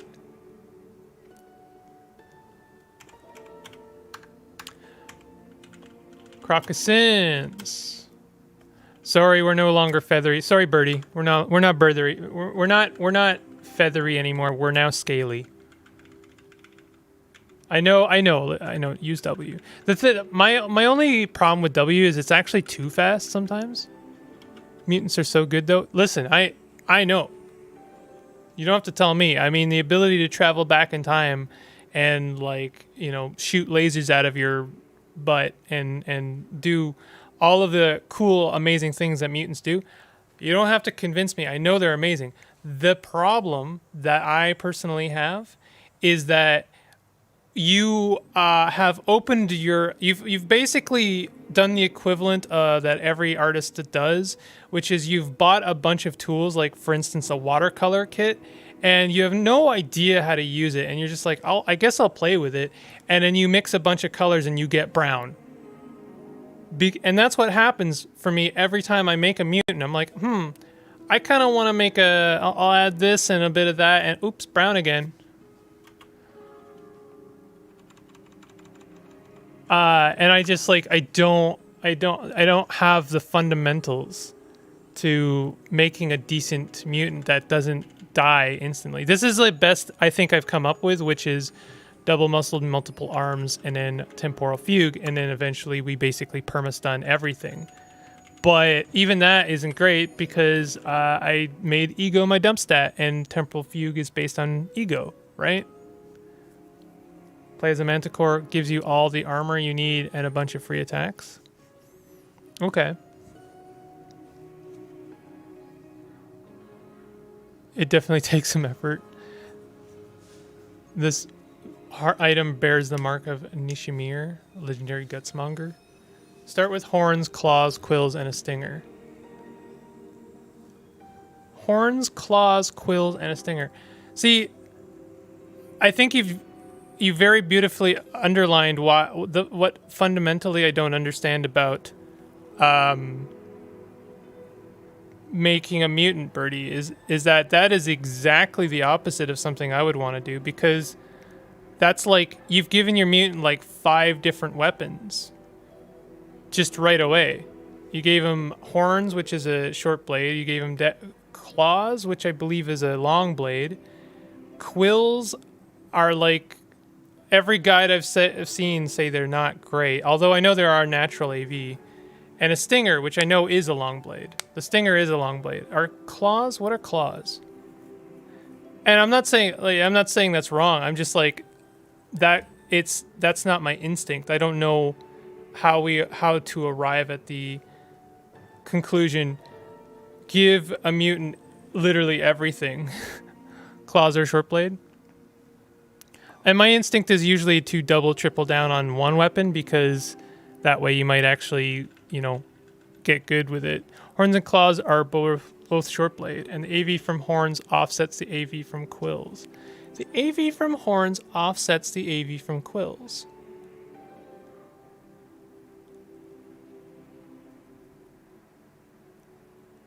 The use of offset there is confusing me. Does it stack with quills? So you get like AV from horns and from quills. So you get a really good natural AV bonus. So you're wielding 3 short blades at start of game. 2 slots are providing you with, wow, okay. See, like straight up, that is amazing, and I never would have come to that conclusion. Stacks. Love your thumbnails, great work on them. Thank you very much. I do actually put a lot of effort into this. Love your CAD vids. I can't watch for long. It's 1 a.m. here. Have a fun stream. Thank you very much for stopping by and saying hi. I'm trying to learn how to not be bad at making mutants. Just so you know, Birdie, I know I've got one of those voices that always sounds like slightly annoyed. I absolutely assume that you know better than me. I just need to understand, and this is actually really useful for me to figure that out. Okay. I want to increase my cudgel, right? Charging strike. Charge would be really good. Let's take tactics, I think is where charge is. Yeah. And then let's take charge. And then do we have enough for, yeah, we do have enough for charging strike. Perfect. Do we have enough to, I don't know what I'm saying, enough. We just want to like add that in there. I know how you work, Box is all good. Okay. I know I gotta underline it because even though, you know, people can understand how I work and still I feel bad because it's like, yeah, I mean, but you have one of those voices that you just like, you just kind of sound like an asshole. I'm well aware, okay? I'm well aware. And that's why I make such a good YouTuber.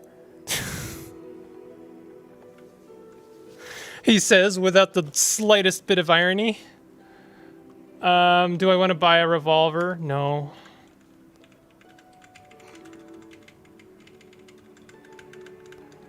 I kind of want to buy some booty shoes. Not booty shorts, that's different. Sandals of the River Wives. How do these work again? +5 move speed. Ooh. That +1 AV that the moccasins or croccasins are giving me are really decent. I gotta say, I really appreciate how dedicated the devs, you know, are to like making pun-based equipment. It really, it does make me really happy, especially some of the sitting utensils, not utensils, sitting implements in the newly added conversation pit. Kind of made my day in so many ways. I appreciated it like I appreciate a fine cheese, which is to say very much. Okay. Apple farmer. Gunsmith? Grenadier. Okay, you got a bunch of grenades. I've decided that I'm not going to mess around with grenades because I am a user of temporal fugue, and that will get me kill. I will be kill. Can we get some more armor? Oh, is this another Gutsmonger? Okay. All right, we're done in the stilt. Where do we want to go? Where would we like to go? I kind of wouldn't mind just like combing the desert. It's one of my favorite activities in CUD. Only 640 subs? I know, right? What is happening? I say that, but like honestly, the fact that I'm at 640 subs blows my mind. Like I didn't start a YouTube with any idea in mind that I would get anywhere with it. So me having any subs at all is like, yo, big old pog champ, honestly. That's pretty awesome. Isn't actually a negative value life should be relatively painless. My ego isn't great. I mean, it's only base 0. It's, you know, eh. Let me make that 641. Yo, thank you. And then let me make it 640 again. And then let me make it 641 again. Like the Homer Simpson. Now it's 641. Now it's 640. Now it's 641.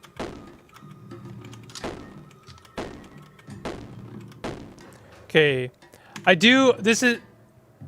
Why would you do that? Actually, that's pretty cool.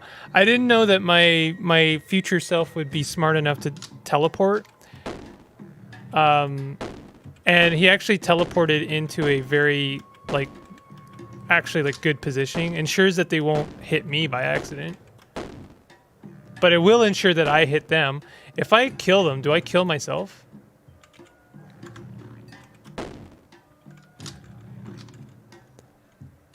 Oh, I forgot I was already subscribed. Well, that's okay. I mean, you know, in our hearts and minds, I am 641. And that's what really counts, right?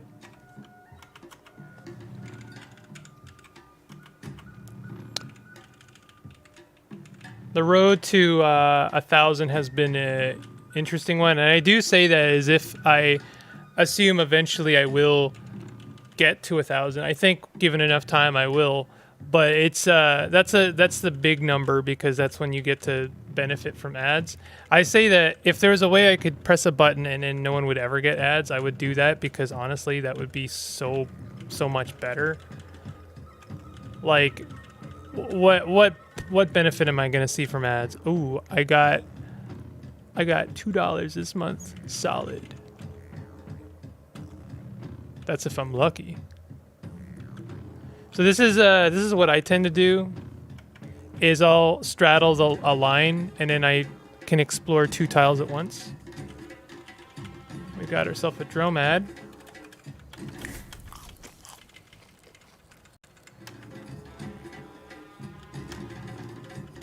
Ooh, scaled steel boots. That's not bad.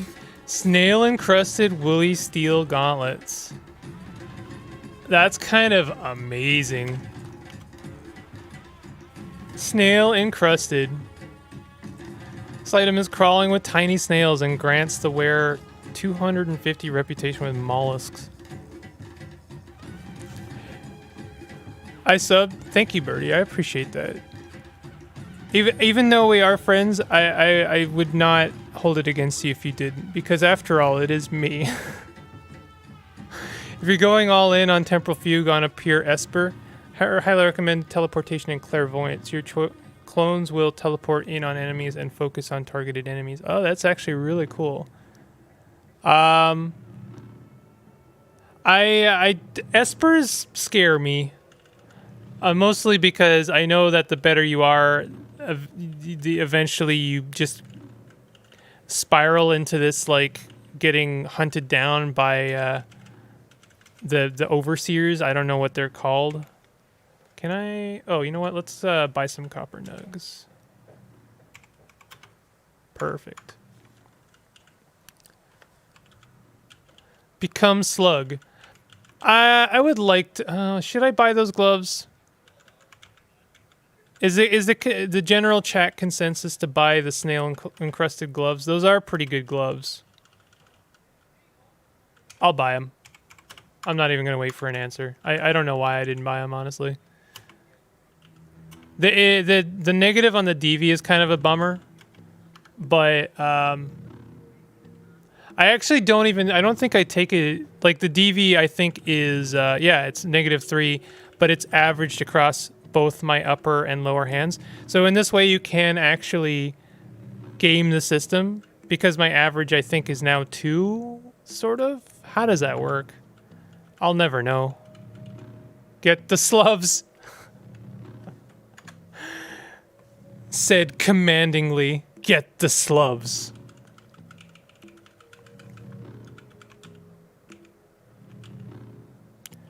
I am part snail, as we all know.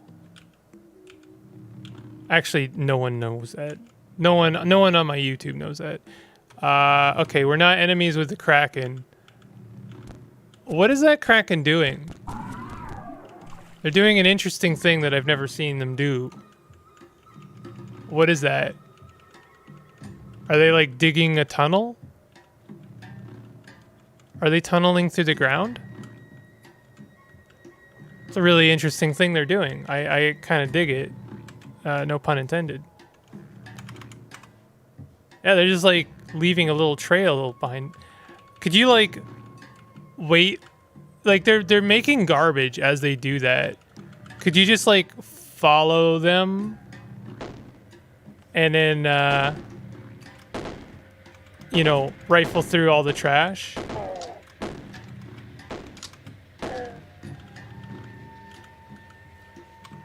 I know that's like a really lame way to grind trash, but I mean, could you do it?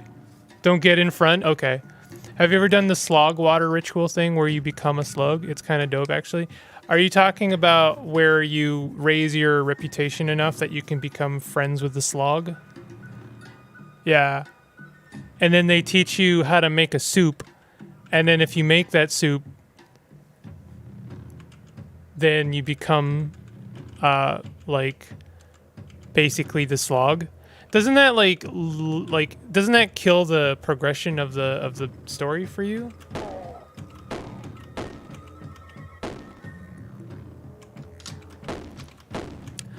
If I see an opportunity to do that, I wouldn't mind doing that. I have never done it before, and I wouldn't mind trying. My guy is super good at shooting guns, as you can see. Look how many times he's shooting his gun. Clearly, he's good at it. Look at pa, pa, pa, pa, pa, pa, pa. No consistency at all. You just lose your leg slot and gain plus 6 strength. What? Okay, I didn't know that part. I knew that you were able to like vomit putrescence or something like that. I guess that's what you do normally, isn't it? I didn't know about the insane strength bonus. This guy isn't even angry at us because we haven't hit him.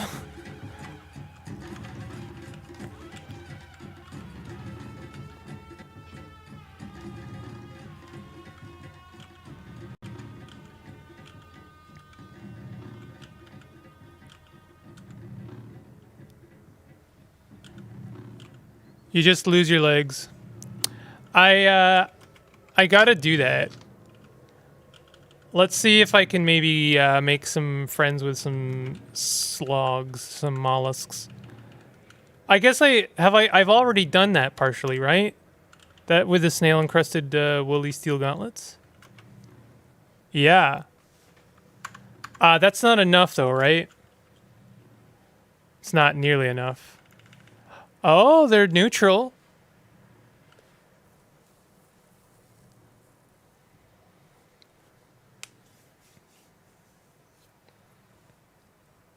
Don't care about you, but aggressive ones will still attack you. Is the slog aggressive? Do I need to be friends with mollusks in order to become friends with the slog?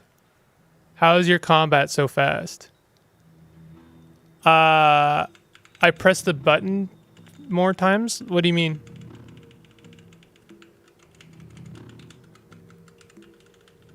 Asphalt weep. Yo, finally. I can finally sleep. I found the asphalt weep. Hey, should I get a mushroom? Wax weep, perfect. Should I get a mushroom or fungus infection? I think slog is pretty aggro. You might need another snail encrusted item. All right, I can do that. That is the goal today. I kind of want to get a fungus. I know. Listen, I know there's a technique here, okay? You look at them. What do they got? They got nothing. They got... Oh, don't do that. Don't do what I just did. If you shoot a mushroom, will it spray spores? Normal speed to me. I am quickness 100, quickness or movement speed 100, so I'm normal. What I'd like to do here is shoot the fungus. That didn't do. They didn't spray their spores. I want to infect them with mushrooms, and then see what kind of mushrooms they get. Right? But doing this is not easy. Is there a method here that I'm not that is not obvious to me? Here, get away from me for a second. You're bugging me. I want to infect. It'll take 3 days for it to gestate. Oh god. Okay, never mind.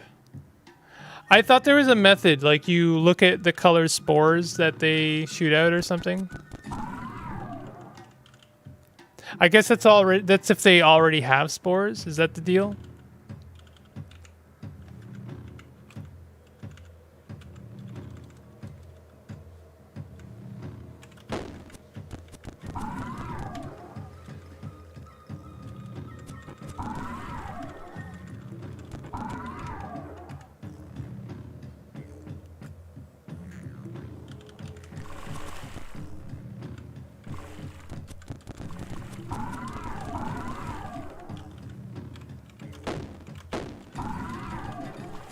Spore color is randomized to which infection it'll get you with. It's randomized per this run, right? But like, once you know, you know. There's a horseshroom, wax flap, fickle gill, mumble mouth, which is randomized, right? So I think you're supposed to try and figure out, like, you look at the spores that a mushroom sprays out or something, and then you look at the spores that something sprays out when they get hit. But not every spore, not every mushroom sprays. Yeah, okay. I know there's a way to, like, consistently know what you're gonna get infected with. I'm struggling to know what that is right now. Did myself just shoot me? He keeps doing that. Oh yeah, I have charge. Why am I not using that?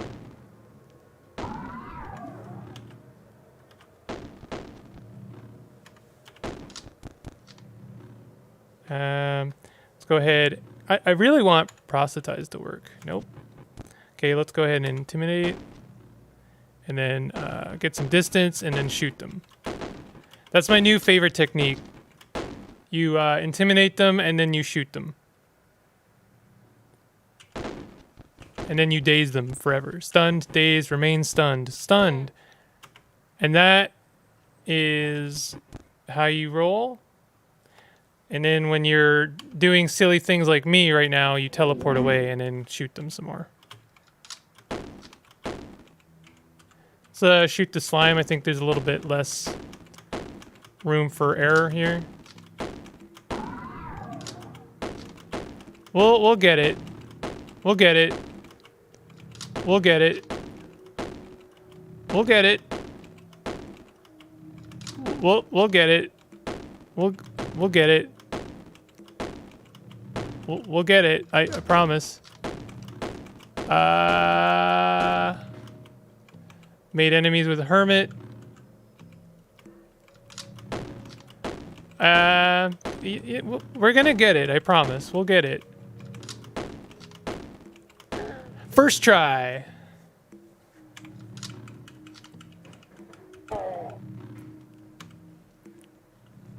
Chainmail.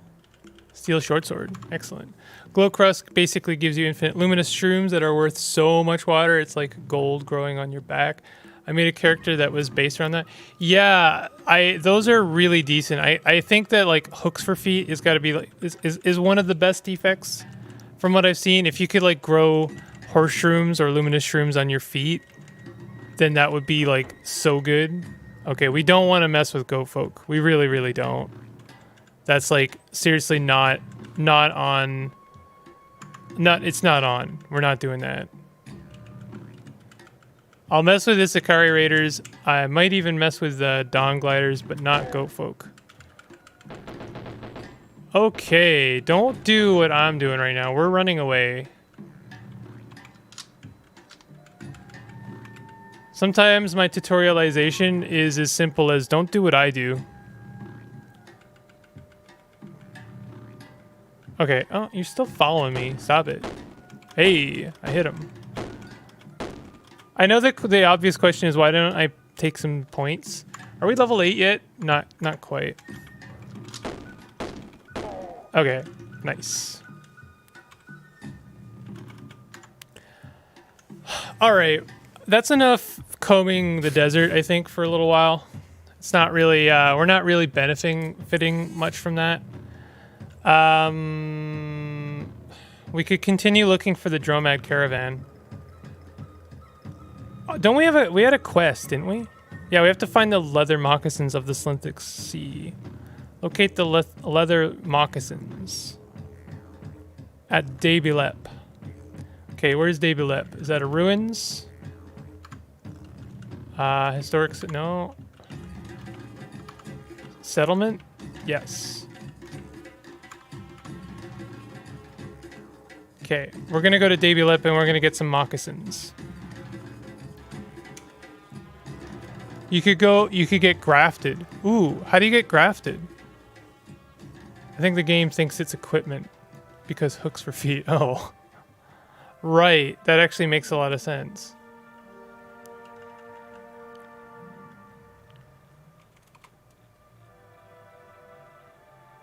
Wait, do we have to take the leather moccasins of the Slinthic Sea at Dabilep? Are these sold here? Like, this is my village. Am I gonna have to like make enemies with my village to find these moccasins?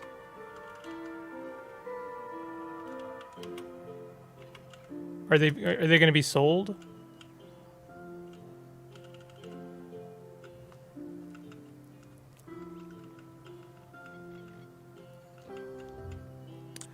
Hmm. No leather moccasins there. Why wouldn't you grow on your feet? Oh, it doesn't work. Oh, I see. I missed a lot of the conversation there. That's my bad. So apparently there's some like moccasins of the Slinthic Sea here. And I'm not sure where they are. Maybe like a specific person sells them.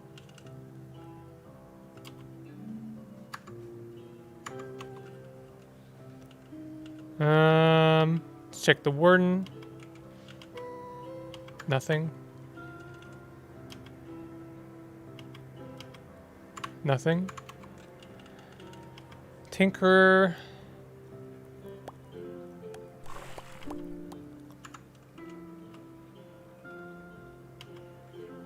Nothing.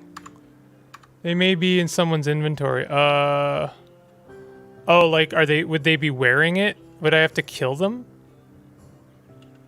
Oh, that would suck.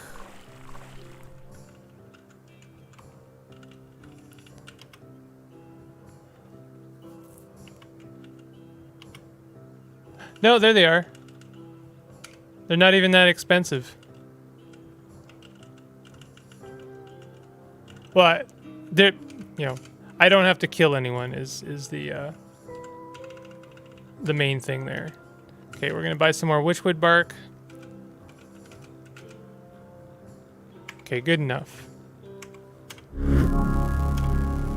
Trade complete.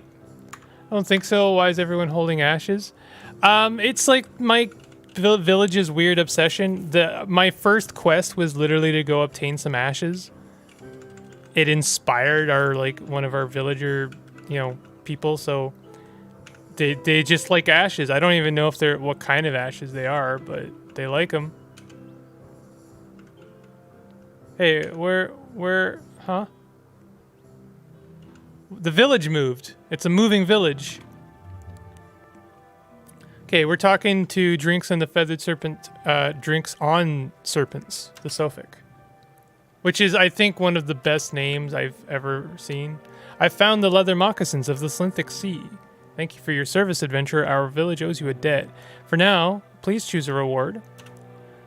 1,000 XP. Hover sled, that's very tempting. Gap, that facility. Oh, these are books. These are like 5 books. Blaze injector, rubber gum injector. This is tempting, except I actually took tonic aversion as my defect. I gotta go. I love the channel. Keep it up. Thank you very much, Will. I really appreciate it. Have a good day, yo. I think I'm gonna take the hover sled, wings and hooks for feet, and be the cipher bird you always wanted to be. That's actually my current build. I'm starting a new series, and that's actually my current build is wings and hooks for feet.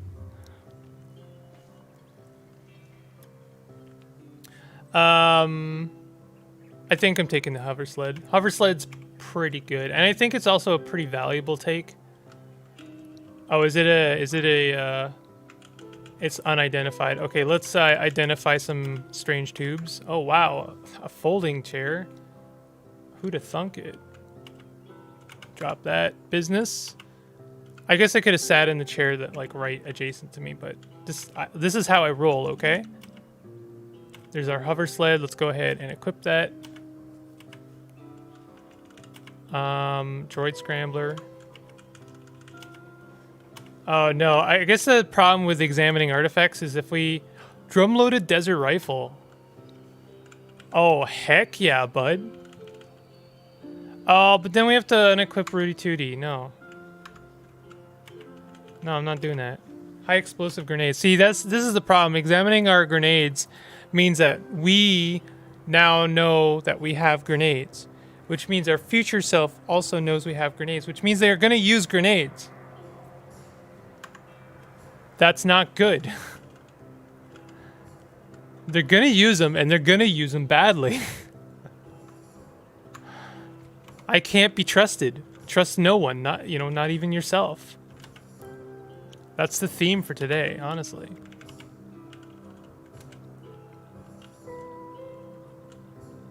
Ooh, Soul Curd. That's like really good, right? Powerful regeneration. Yeah. Oh, man. I think I want to buy this silver nugget. I want to trade in some of my stuff. Honestly, I'm tempted to trade our grenades. I just think that would be a very good decision. I feel like that would just be a very, very smart thing to do. A very, very good thing. Just do it.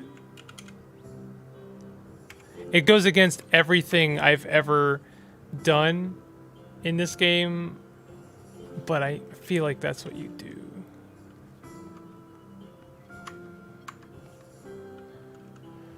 Okay, we've progressed quite a bit, actually.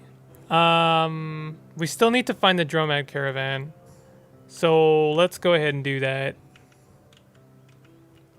Of course, we're lost. Let's eat some food. We did level up? Kinda. Feel like throwing this on strength. Intelligence is very tempting, to be honest. Maybe I'll save it. I think we are level 8 now, so that means I'm going to throw a point onto multiple arms.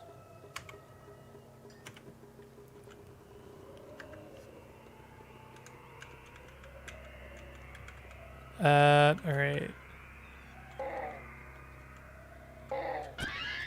There's a lot of death happening.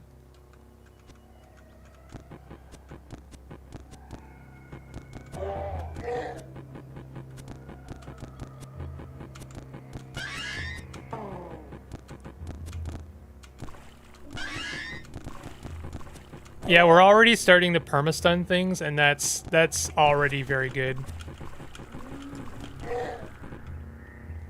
I greatly enjoy that. If only I could talk to birds, and then I wouldn't be lost right now. If only I could talk to equins, and then I wouldn't be lost right now.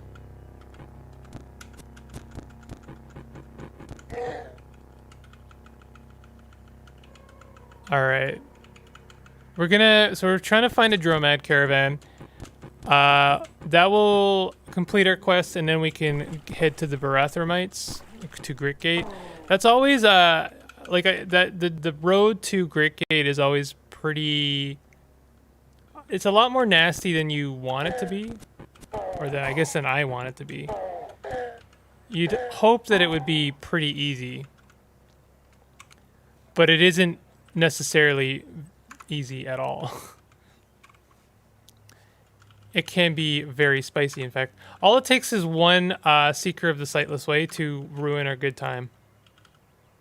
But we are rolling, this is a roleplay game mode, so I'm not as worried. I'm just, like, kind of worried. Okay, Temporal Fugue time. It's a real shame that our Temporal Fuged future self relies on the gun when we have like pretty good weaponry, like melee weaponry. But maybe the penetration is better.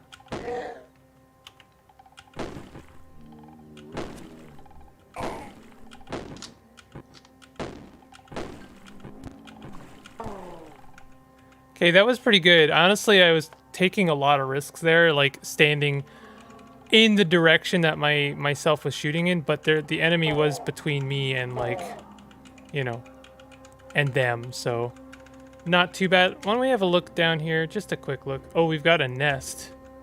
Could be good. It's pretty good.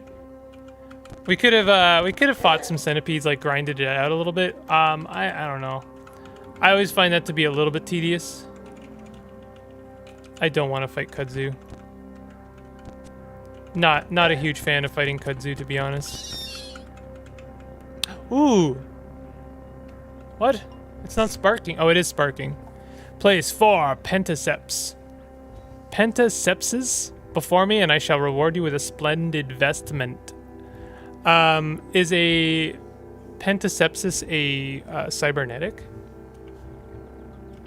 I think that's not a very good Beetle right there. Peck of the old adventurer in beginning village because for some reason his cat was attacking, though the cat was doing 0 damage me, and after I attacked the cat, the old guy chased after me through half the map. Oof. Yeah, you don't want to have to fight Sisyphus. Sisyphus is everyone's favorite glowing cat, including the elder, and they will tear you apart. The second playthrough just ended like that. Aw, that sucks. That's rough. A bear! Oh my god, a bear! Iron Vine Reaper. I don't think I've seen that one before. Do I have Conch yet? I don't, and I can't afford to take it yet.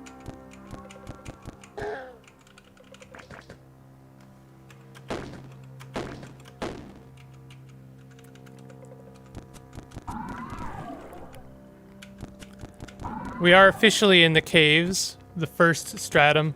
So things already get kind of like weird, like even on the first layer underground, which tends to be why I don't hang around underground.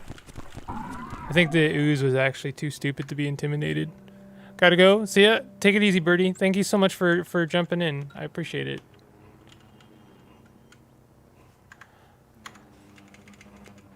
Oh, we got some bronze nuggets. Amazing. Heck yeah, bud. Level 9. Excellent. Now we can take Conch. I would like to take Conch. I would like to take Backswing. I really should spend my points. I don't know why I'm not. Just gonna throw them both on the strength. Just to keep it in line with the other ones so that when they all level, I get the bonus for all of them. I'm going to take Conch, and we're going to go ahead and throw it onto, I think, F3. Yeah. Now we have a decent melee attack. I'm not going to waste it on a centipede, though.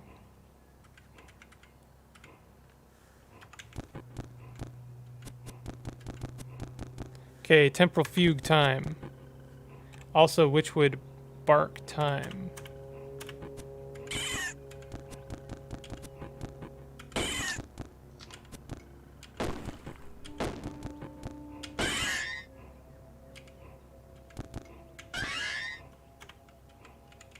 Okay, a little bit spicy. Temporal fugue doing a good job of making sure I don't die.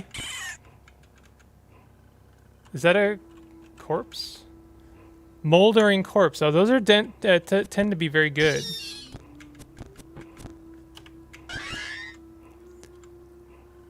We got bloody gentling cone. Is that the thing that we can't take off our face once we put it on? -1 ego cannot be removed. Yeah, no thanks. I mean, I guess I'll grab it, but I'm not gonna use it. Yeah, this is, as far as moldering corpses go, not one of the more exciting ones.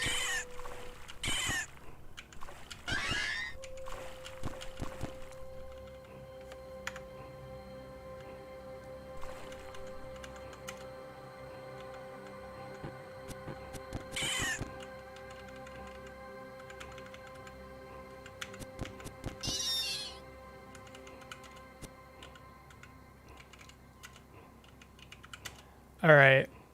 I don't really have a plan right now. I would like to find the Dromad Caravan. I think we can pretty much take anything in the canyons. We are like sufficiently leveled up enough, maybe.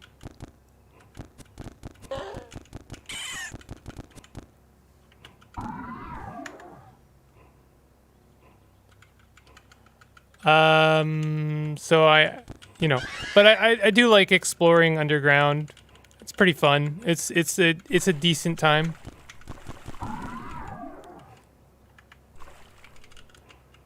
But I think we're good for now. I might peek in here just a little bit. Do we have a look? Quick look. Not seeing anything exciting. Snapjaws. 2 heads.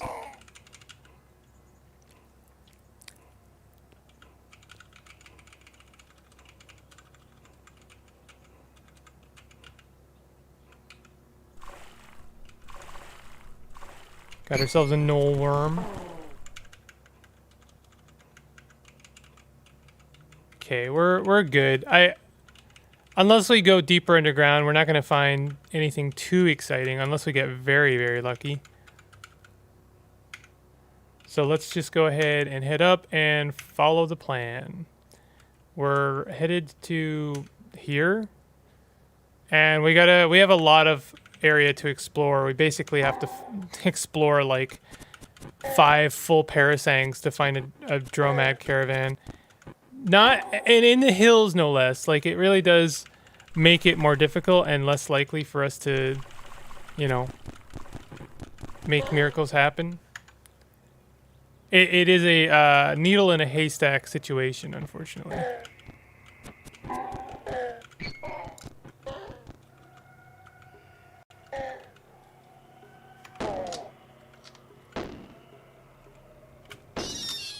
Wow.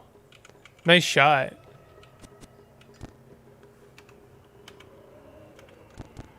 This is the other nice thing about Temporal Fugue, is that it might serve as a distraction so I can make space and then charge them.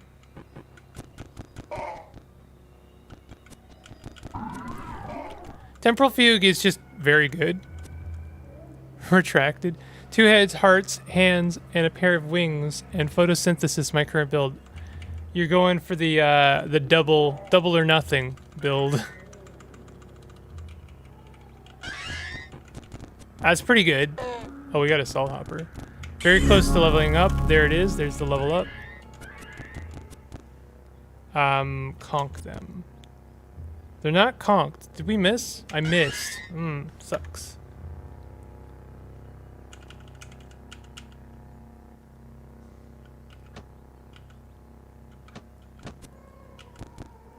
This is not a good situation. Temporal Fugue. Conk, probably the Salt Hopper. Shook off days. That's you don't like to see that.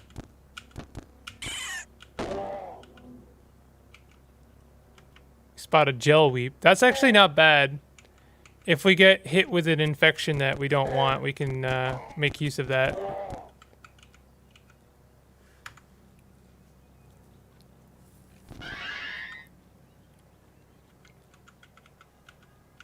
Okay, so we got some blue shroom spores going on over there. This bird has itchy skin, so we could like wait 3 days. Maybe is the idea. So we could like wait. How long is 8 days? Like 1,000 turns? It's a long. Probably not. Probably it's a lot longer than that, but.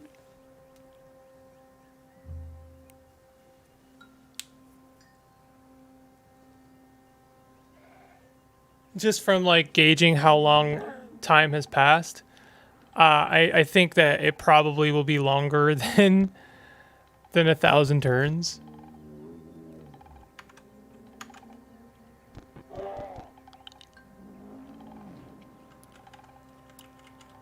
Also, I think all the birds died, didn't they? No. Itchy skin. Okay. I wouldn't mind getting a mushroom infection, but I do want to be picky choosy about it. Had to take brittle bones. Oh, brittle bones can be kind of brutal. I have heard good things about brittle bones, though. It's not necessarily terrible.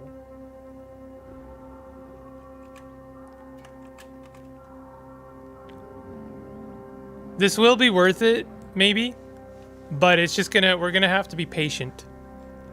8 hours or so with that build, but kept dying on a map that had yellow panther cats that kept killing me with 2 attacks, and then I just quit and didn't play after that. You're not talking about the chitinous pumas, are you?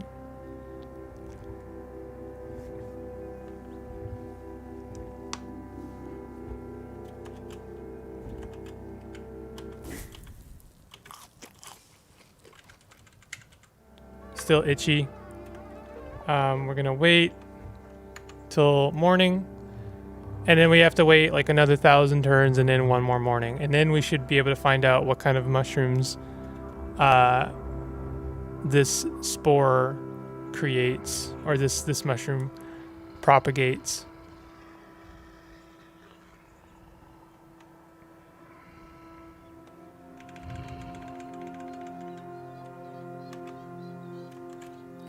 I know this seems like a lot of work, but I've never really done anything like this. I don't know if there's a better way of doing it. I could also just like go away and come back, but I'm not very good at like remembering to do stuff like that, so you know.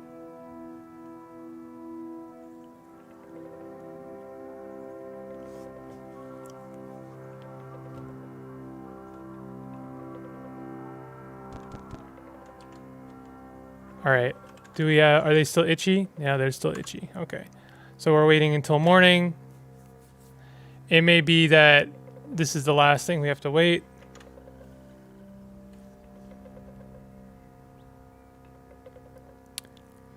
Waiting. We're waiting. Wait until the 11th, maybe? They're still itchy, I assume? Yep, still itchy. All right.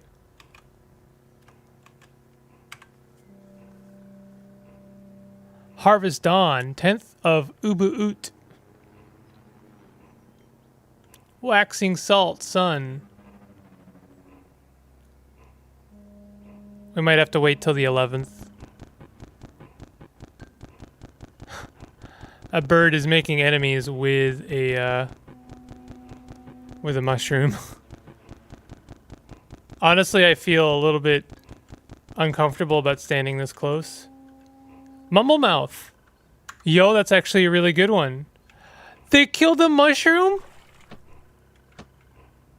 You absolute... Oh my god. Okay, well, we know that blue is Mumblemouth. I can't believe you done this. I can't believe you done this. That's so unfortunate. Is this the legendary I tried to fight before? Hated by fish for insulting their hairs.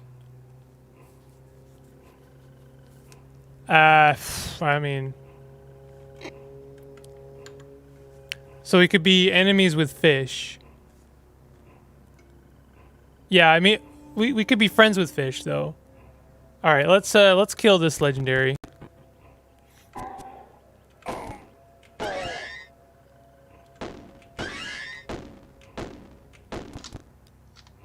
Conk them. Snapjaw rep decreased to 670. You're now despised by Snapjaws. Fish are now indifferent to you. Hey, if we become friends to fish, maybe we can go to the river without dying. Or getting our, like, various appendages torn off of us. That would be pretty good, right?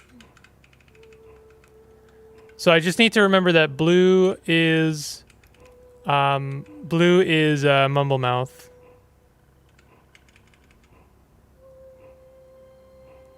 Okay, I don't want to take...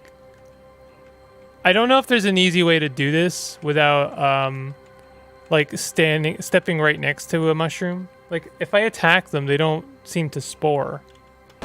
Right?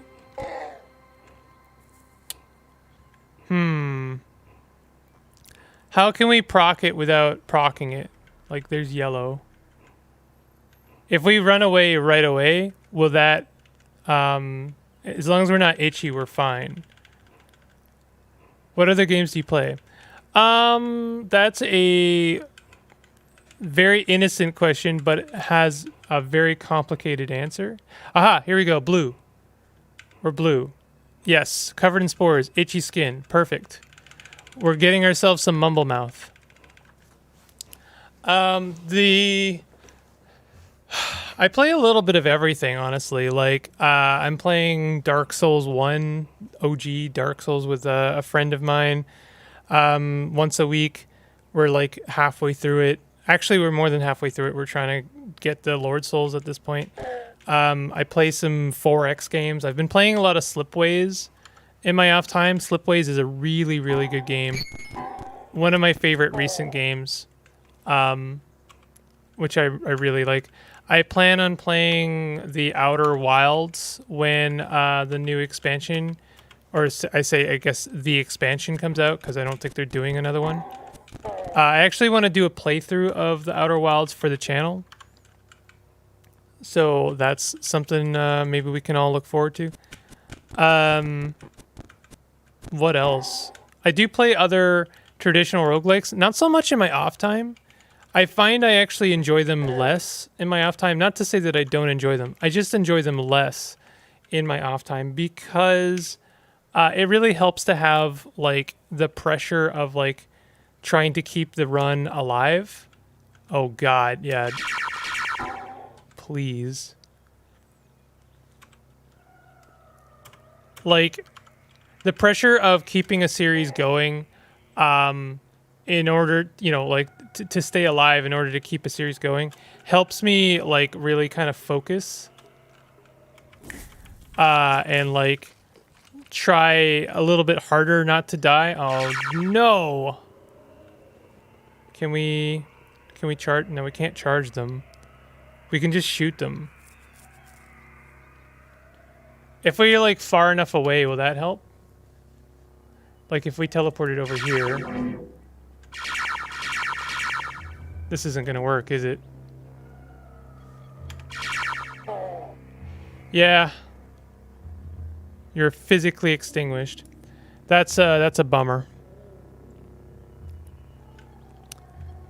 Man, them Seekers of the Sightless Ways are real jerks, aren't they?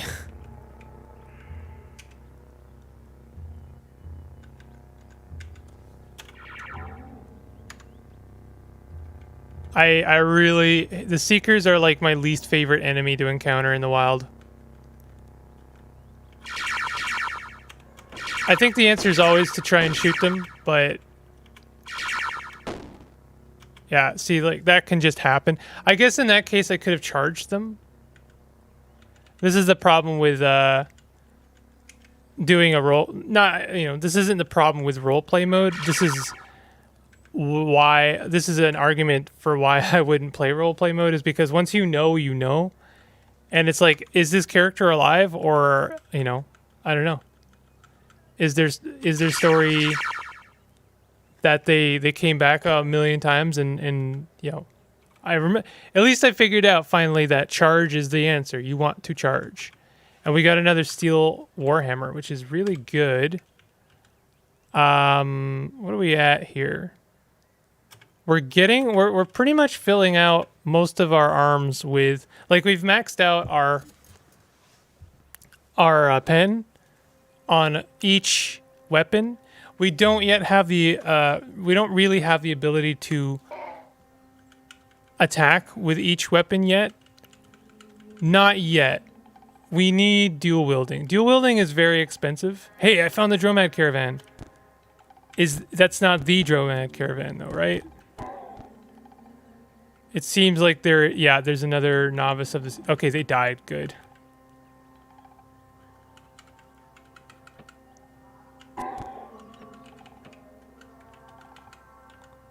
Okay. Bright obfuscating lens. Can't have it all. Steel short sword. This is an okay drum ad. Not great, not the worst.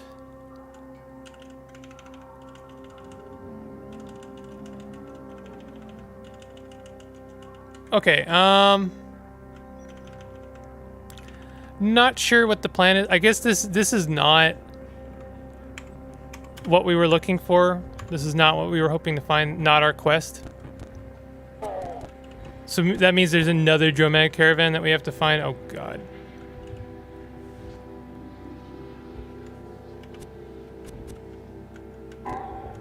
Out of principle, I will kill every novice of the Sightless Way, seeker of the Sightless Way that I find.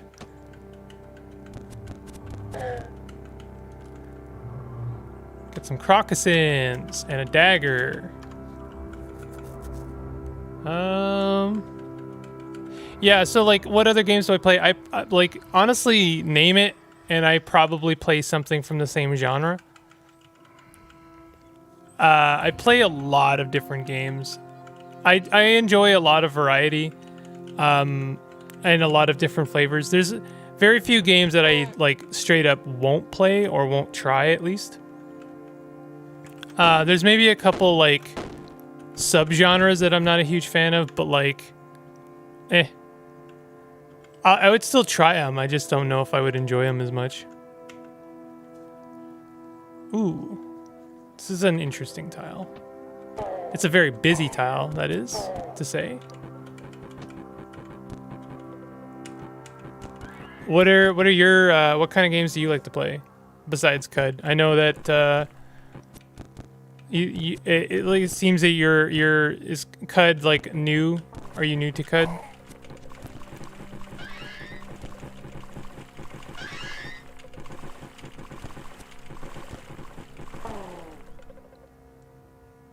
Salty, bloody leather boots. We could have a quick look underground.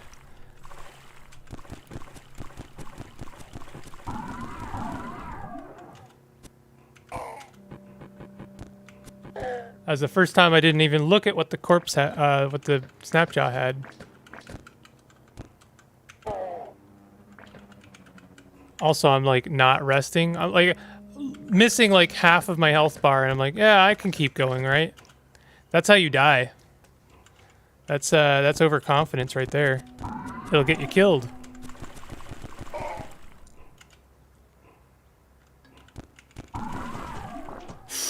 That's a slug snout. Okay, I should have charged it. I don't know why I'm not doing that. Oh, I don't have conch. Oh, I didn't level. Oh man, I actually lost a lot more progress than I thought. Oh, dang. In fact, I didn't even put a point into multiple arms.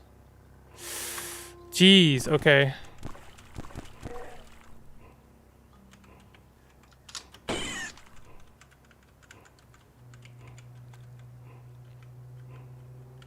Well, we're gonna gain our levels back right here, I think. Temporal Fugue. I think I'm gonna teleport away, actually. Wow, what are the odds?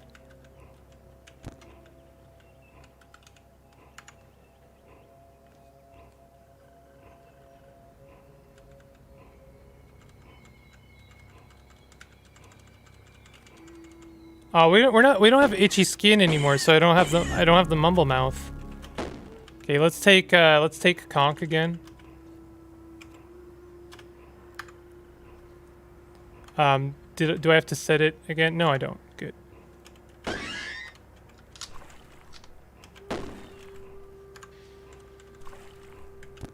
See, this seems like a good area to grind.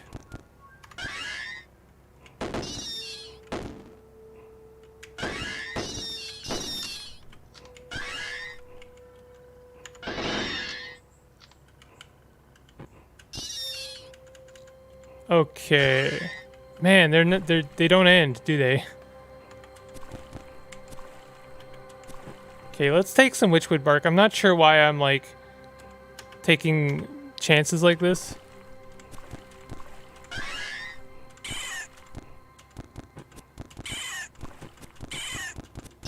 Okay, that's what you want to do.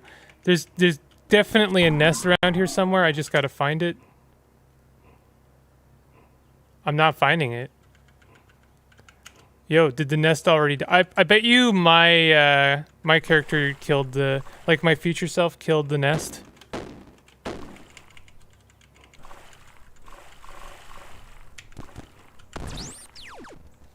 I love those the mine layer robots because they really can't do anything to you and then they just die.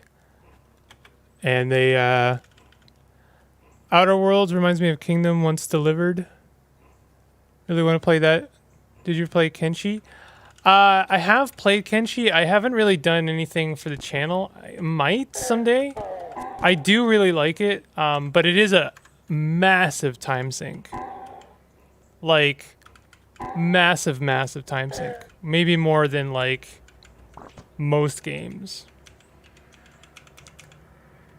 You really want... You have to want to spend a lot of time at it.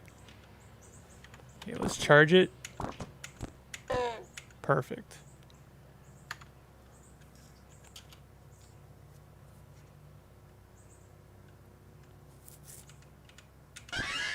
More centipedes. The centipedes are providing me with quite a lot of XP.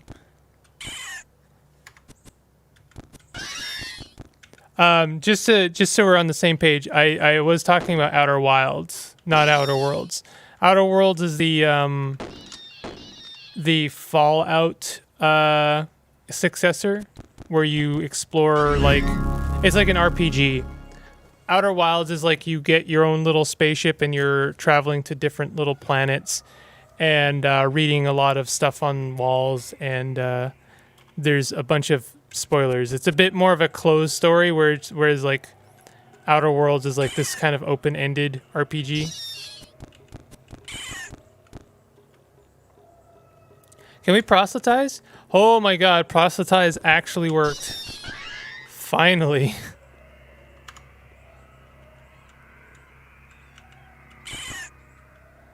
I can't believe it.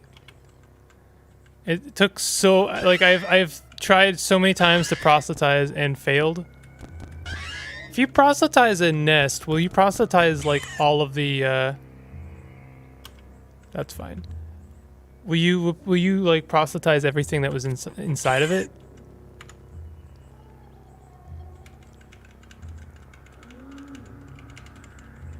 How deep do we want to go? Do we want to take a chance on traveling down a chute? Oh, there's our bronze nuggets back. Different bronze nuggets, which is good because that means there's some other bronze nuggets that we can go and collect maybe. It's funny, the Snapjaws haven't really had anything.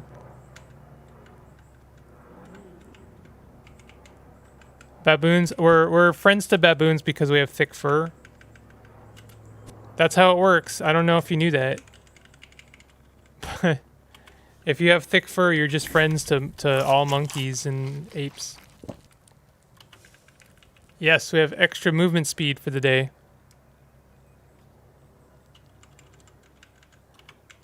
Talk to the Argonaut. Yes, we will buy your nuggets and we will trade you some stuff. Some extra junk that we don't need. I wouldn't mind trading to our drum-loaded desert rifle. I'm tempted. I do really like our named desert rifle, but you already... oh, whoops. 12 drams. We are running fairly low, but I think we'll be okay. As long as we're careful. Yo, we have a hydrant. Got anything? Yeah, just some vine sheaf.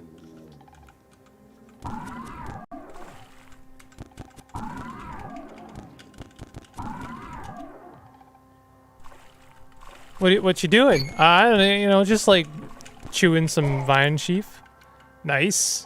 Nice. Yeah, just vibing. Did you play Carry On? I did play Carry On. I liked it. It was a little bit short, and I think it maybe needed like one more mechanic.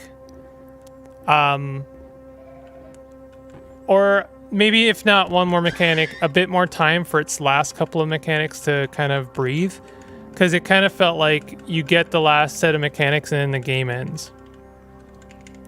But I did really like it. It was pretty short.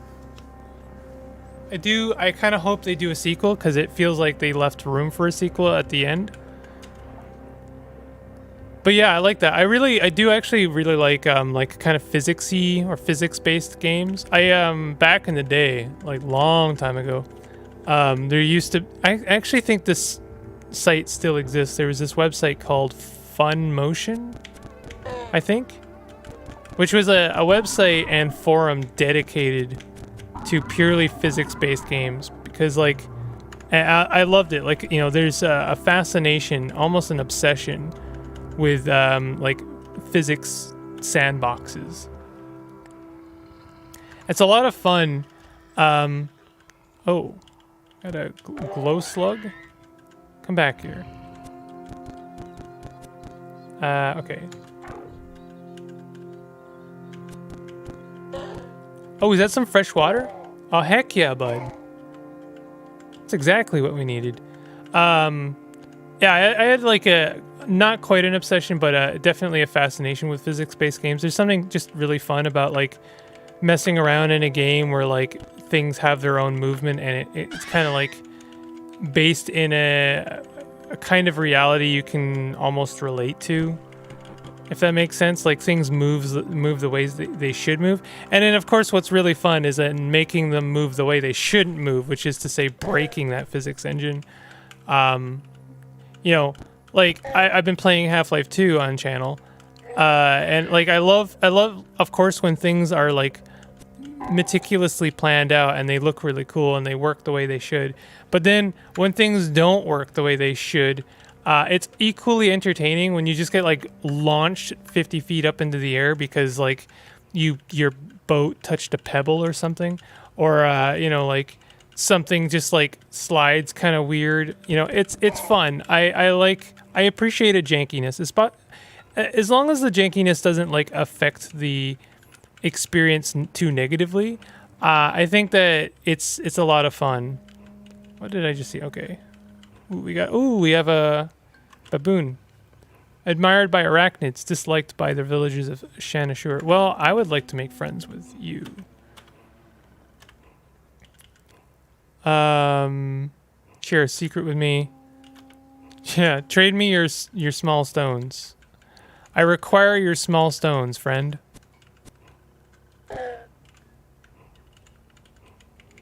You take the weird artifact. I got a weird artifact from that. Let's continue going underground. I'm enjoying this. This is at least something. Oh, did we just find out about a new artifact? A new named object? She lost her prize Naptialoka Hermit's Favor during the course of the conflict.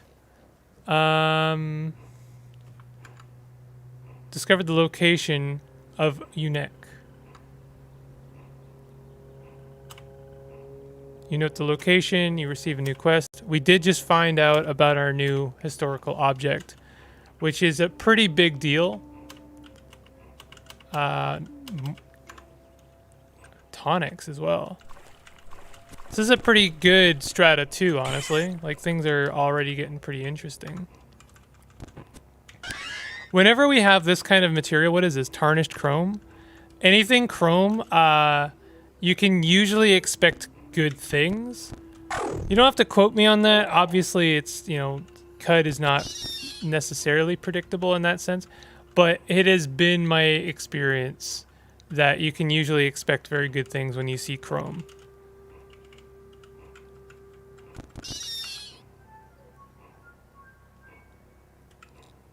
Okay, let's get our temporal fugue friend here.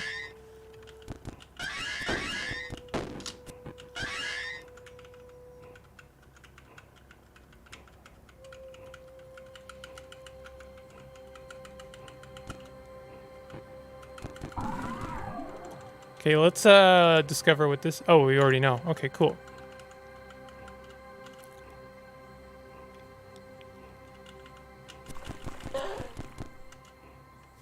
Grab some books. I don't know if we have any more Resha floor, but it might be worth going to the Stilt, because I know we have a couple of books, maybe?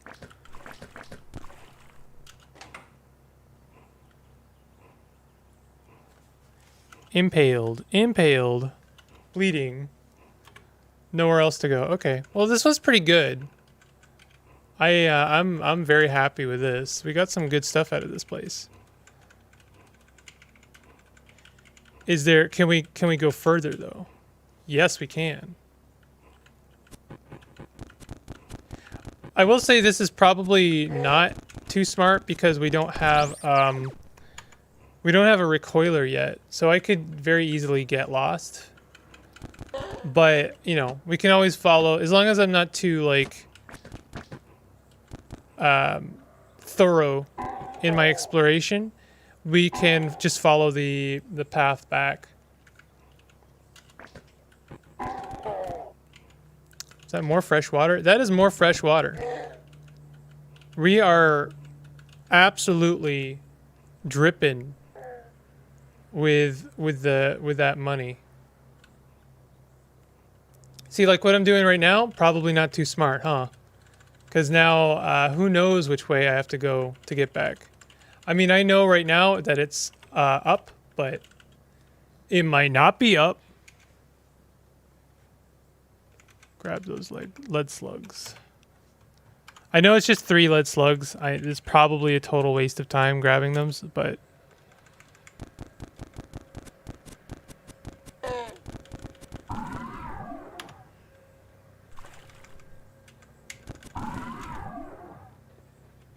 Salt hopper.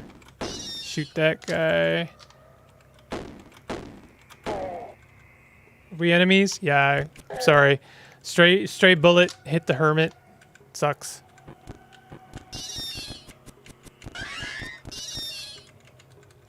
I think we have another nest somewhere. Ooh, that was a gemstone.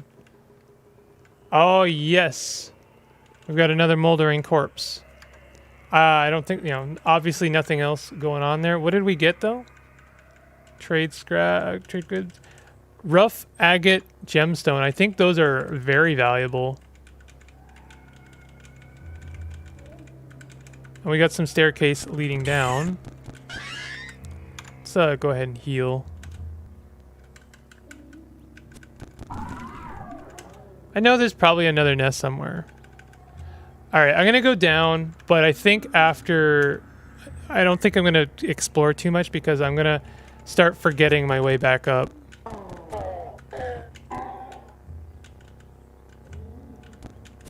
If I could get to level 11, that would be good. Because that was, like, pretty much where we left off. Whoa, what are you doing here? Zealot of the Six-Day Stilt. What are you doing? Why are you here? Why?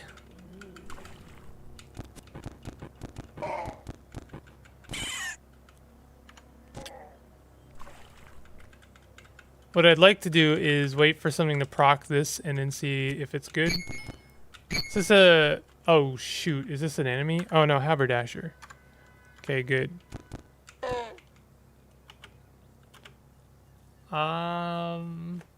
Nylon body pack. Tempting. Yeah. I think we will buy a nylon body pack just to get rid of some of our extra water. And, like, ironically, you know, we're selling our... We're getting rid of our water so we can carry more water. I feel like we should be able to carry more than 315. Did I not equip that hover thing? Do I not have the hover thing? Oh man, did I not hand in the quest?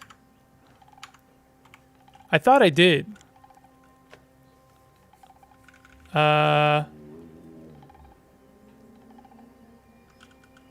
What happened to our hover sled? Oh, we are using it. Repels long range. It's encircled by a corona of... Yeah, it removes 75 pounds. Oh, so I don't understand. I guess did I not level up our strength twice? Okay, that's probably what was going on there.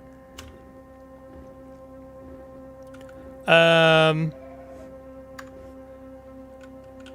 should probably leave. We're 3 strata deep. Things are gonna start getting a little bit spicy. We're so close to leveling up, though. One more decent level would be great.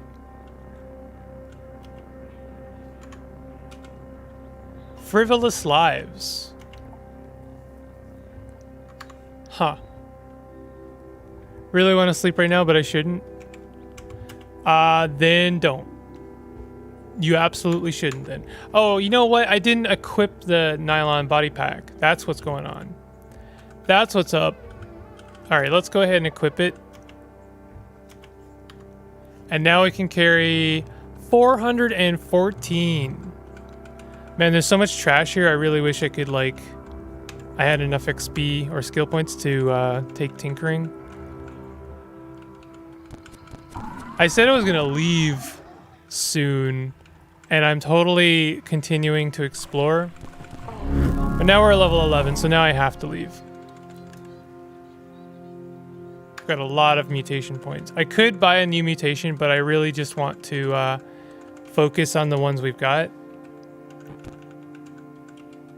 And I'm going to head back up while the memory of how to leave this place is fresh in my mind.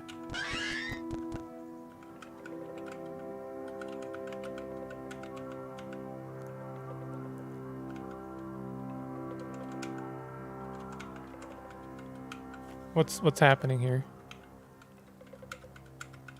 Oh, right. I forgot this. See, this is one of the reasons I wanted to leave, is because, like, I could have forgotten that and, like, wait, that's not the way, but it totally is the way.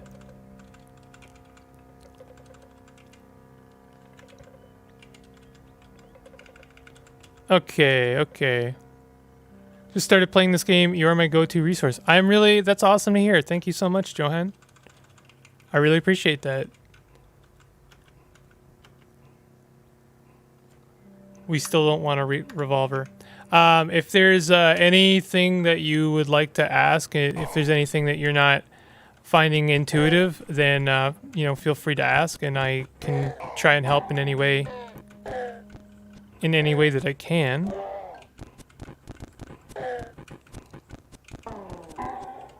I am, believe it or not, I'm basically doing some research for the mutation or mutant build guide, not guide, but like tutorial that I've been semi working on.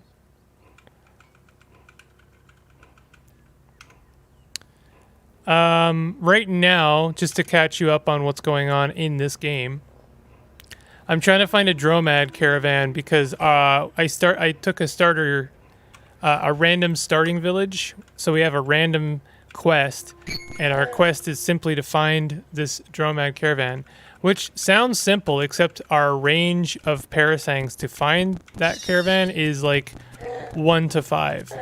So that's a lot of room for error. I don't think we'll find it anytime soon, unfortunately. And this is our starting quest. We need to do this to even progress to the next part. What I should do, though, we are on roleplay mode, is I should go and visit my village just to kind of save the game. Oh, we're lost. Never mind. We'll just get lost and die. Basically learning by dying, but I'm getting there. That's a pretty classic way of learning how to play CUD. We've got a legendary. Disliked by oozes. Yeah, I mean, we can make friends with oozes. Let's go ahead and temporal fugue. And then I'll charge the legendary. And conk them. Continue to stun them. If things get too spicy, I can teleport away. Injured. Wounded. Wounded. Still wounded. Okay, Witchwood bark. We don't have any. Oh, we do have wind. I didn't read it as Witchwood bark because it was green. Conk them again. We could proselytize them, but we just killed them.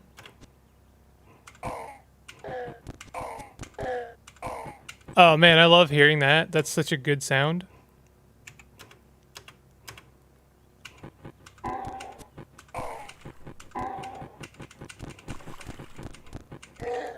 Perfect.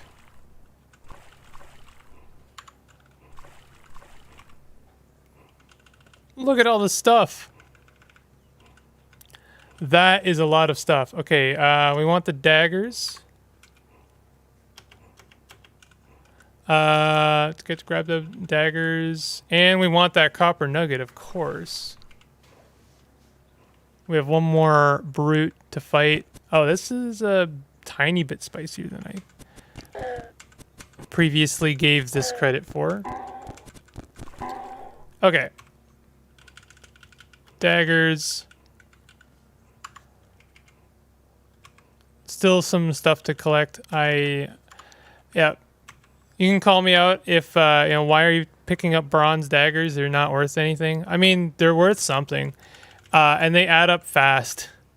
Like a pile of bronze daggers can be worth like 50 drams of water. So, you pick up like 50 of them and then trade them in for like 1 silver nugget. And then, you just, it pays for itself. It's free. Like you already killed them. You already did the hard work of quotation marks earning the stuff on the ground. So why not take it, right? Human corpse.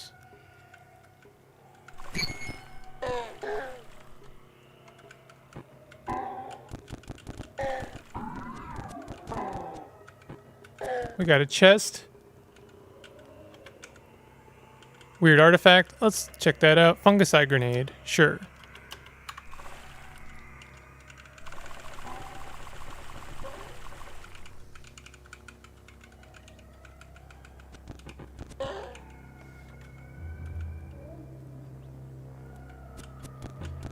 We got a legendary bear. Let's see what we might get from killing the bear. It might be a bark biter also. They are a legendary bark biter, and they're actually impossible. And they are our enemy, so maybe we don't mess around with the bark biter. They are already chasing us, actually. Okay, let's run away.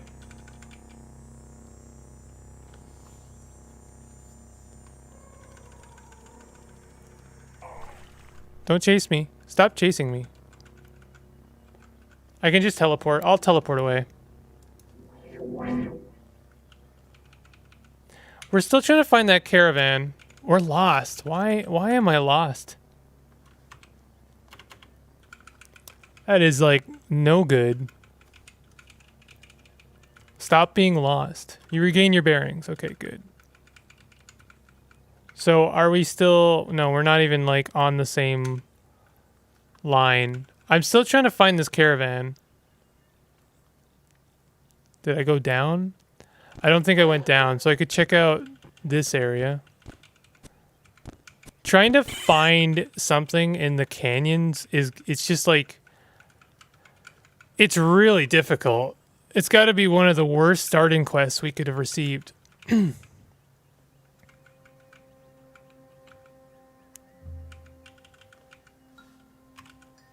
Hey, Resha floor. Fantastic.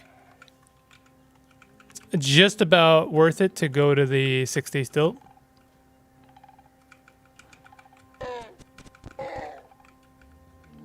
Goat folk. That's not good. Have we wandered into the jungle then?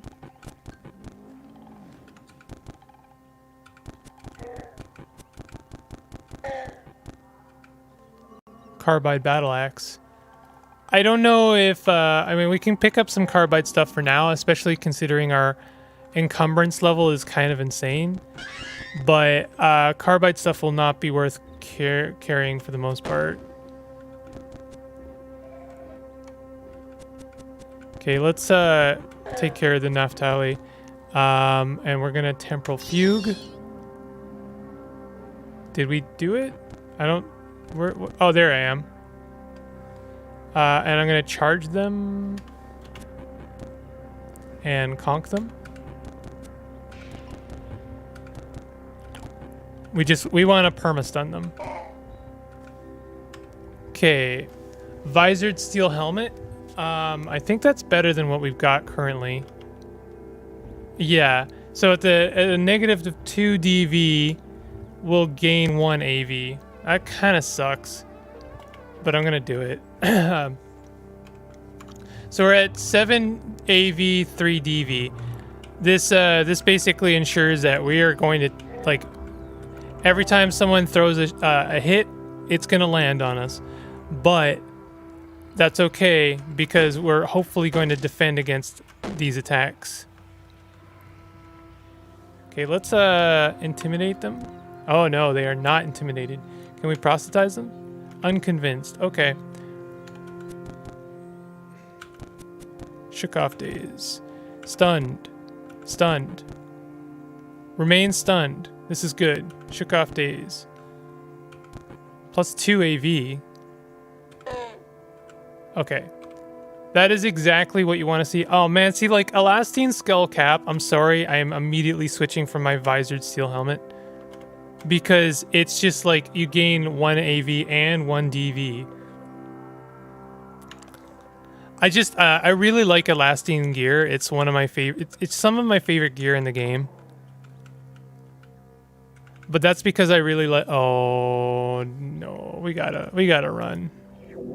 Gotta go. Keep it up. Love your content. Thank you so much, Johan.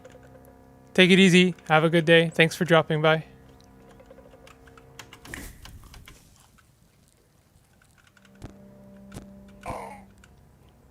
Okay. I don't really want to be roaming around in the jungle. But I mean, I'm not sure what we should be doing. Coat Folk Village. To find this Droman caravan, I've overcome a lot. I think maybe what we should do is go to Gritgate, but I don't know. Let's hit up the stilt for now. Yeah, sure, we'll get lost in the desert. It's fine.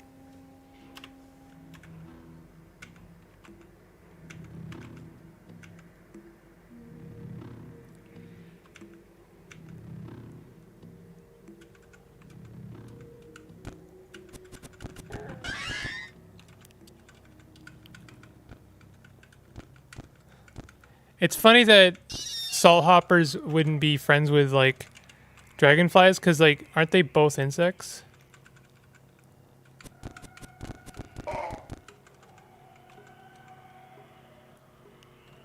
You discover Yours Grove. Is this a apple farm?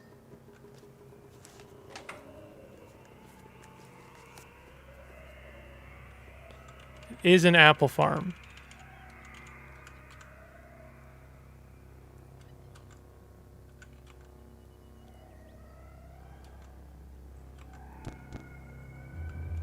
Okay.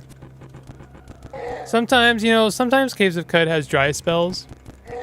And you just gotta kind of, roam around,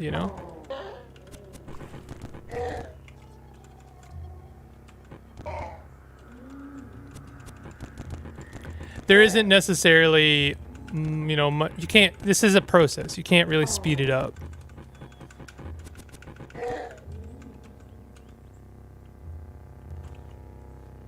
Nom. You really want me to play Nom Nom Galaxy, don't you? Really, really badly. I'm definitely open to it. Divine Fire Snout Corpse. I feel like I need to pick that up, even though it's 30 pounds, and then there's going to be a village that really wants it. Nom Nom. So the first thing is, I don't own it. I have played it, but I don't own it, which I know is counterintuitive. So I don't own Nom Nom Galaxy, but I would like to pick it up. I would probably like to pick it up when it goes on sale, which means I would probably like to wait for like fall and then probably pick it up when it's on sale. Because I do know it goes on sale, and it's not that it isn't cheap enough right now, it's that I know that it's a pretty old game and I can get it on sale.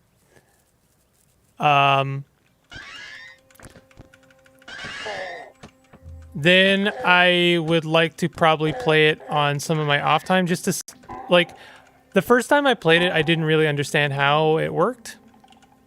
It wasn't very intuitive, so I'd like to play it on my off time a little bit just to see if I can figure it out. Oh, we don't have chainmail. I thought we did have chainmail, so let's go ahead and upgrade to that. And then I can maybe do a series. It really is like, it depends on if I, end up enjoying it, right? If I do end up enjoying it, then I will certainly do something for it. Why not?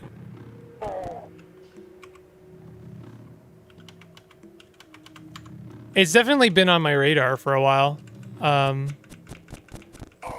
It's got a look to it that I do appreciate, and I do really like games with automation in them, like well, not so much Factorio anymore, but like Dyson Sphere program. I'd like to do stuff like for automation games for the channel, but I get the impression that not a lot of people would be interested in that, and it's also not the kind of content that is interesting to look at or watch unless the person in question is very good at playing those games, which I am not. You have to like basically enjoy doing math. That's not to undermine those games or like to discredit them at all. But I do definitely think the more you enjoy doing math, the more you're going to get out of those games. So like, and I don't think that's necessarily true. What is this thing? Flaming, Juicing, Cannibal, and Mechanimus Convert. Whoa. Illuminated. Is this thing tough? Very tough. Okay. Temporal Fugue time. Conk time. Dazed. Stunned. Remain stunned. This is exactly what I was hoping for in this run. Yes.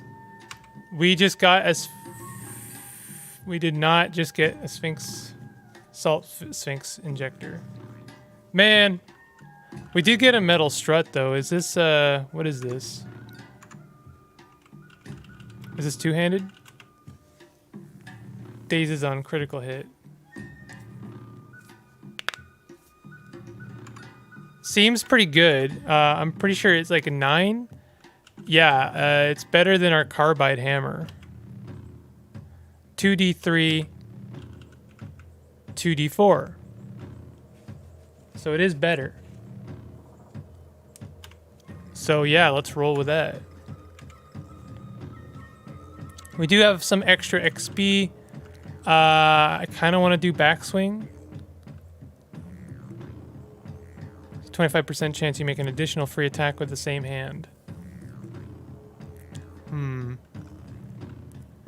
I think it might be time to start working towards dual wielding. I'm carrying too much. What am I carrying? Oh, I guess this metal strut is pretty heavy, huh? 35 pounds, yeah. Okay, let's drop it.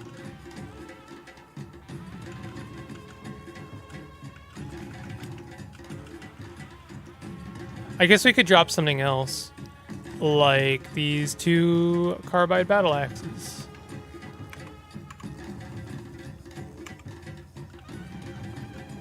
And now we can wield it again. Sounds good. Yeah, I definitely, I do enjoy automation games, but I don't know. You do have to really want to be good at them, and I don't know, I like playing them in my off time, but I can't. Gotta sleep. So gotta go. Take it easy, Riz. Thank you so much for stopping by. Have a good day. Oh, we are over encumbered now. Can we drop some armor maybe? Let's drop this cloth armor. I don't think that's even worth selling. I gotta go to the still and sell some stuff. Oh, of course we're lost.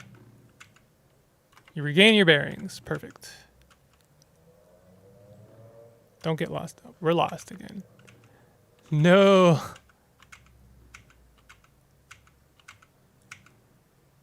I want to dump off my books. We got some Reshef lore I can hand over.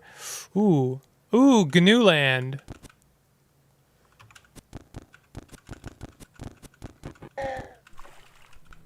$300 XP for killing Chitinous Puma. That's pretty good. What is our GNU friend? Hated by Badals. Oh, that sucks. But they do have a copper nugget and a snakeskin amulet. Armlet. Sorry. Which gives us DV. I think I will buy that. I don't think I want to become friends with... I don't want to become hated by Badals. That doesn't sound good to me.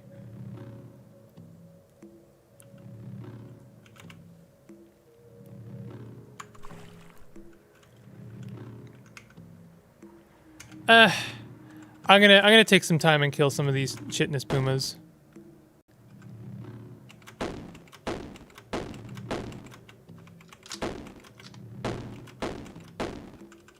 All right, let's just do them one by one this way.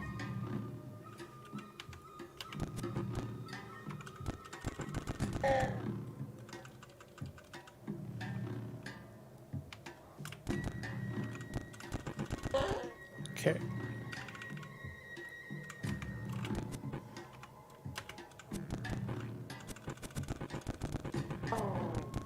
Okay, perfect. I couldn't pass up the XP. The XP was too good. It's a good example of like when you can, if you can easily like, make progress without risking yourself too badly. It's a good time to do something like that. Okay, this is some pretty good XP. We're gonna get about 1,000.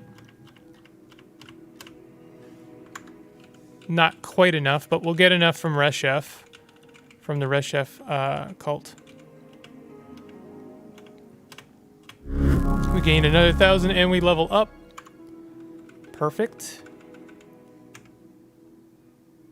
10 mutation points. It's really tempting to want to grab some more points in something.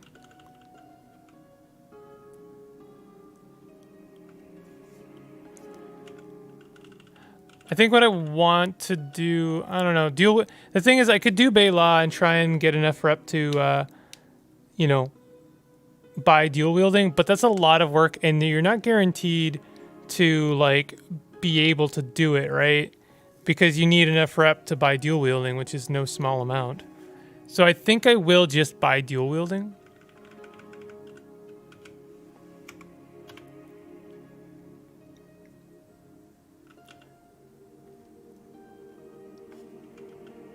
So things are going to start to get really interesting with this character as we basically make multiple attacks as multiple, versions of myself even, and also stun and daze multiple times. We'll be stunning for days. Oh, God. Okay, do we have any secrets I can share? No. Do I have anything I can throw down here? Kinda. It's a bunch of stuff that I need to figure out. Blaze injectors. Might throw the tonics down there. Stasis grenade. Might throw everything down there when I think about it. Booster gun? What's a booster gun? Small crossbow with a wide barrel to hold darts. Interesting. I don't think I've seen that before. Compass bracelet. Ah, amazing. Equip that right away. Oh no, I broke it. That's okay, actually. We have some Fix-It spray foam, which I am going to use.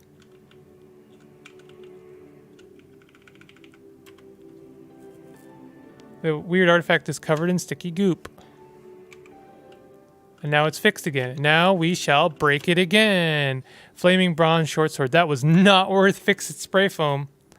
Ho ho. The booster gun is worth quite a lot, actually. I wonder why. Like, what is good about it exactly?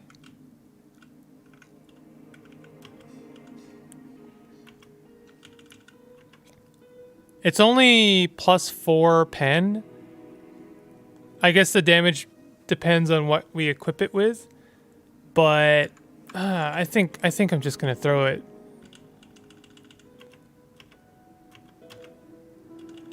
And we could throw the drum-loaded desert rifle down there. Very tempting. I'm just gonna listen. I love the Rudy Tooty. I love it, but drum-loaded desert rifle, I'm pretty sure is the one. May hold 20% additional ammo. Basically means we don't have to reload nearly as often.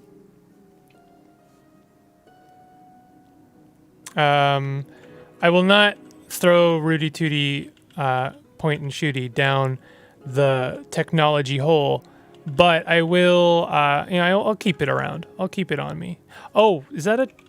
That was a. There's a chem cell. There's a chem cell on this short sword.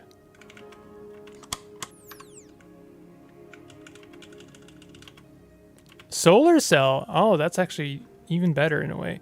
I really like solar cells because they're great for installing on recoilers. Because by the time you need to use your recoiler, they're charged.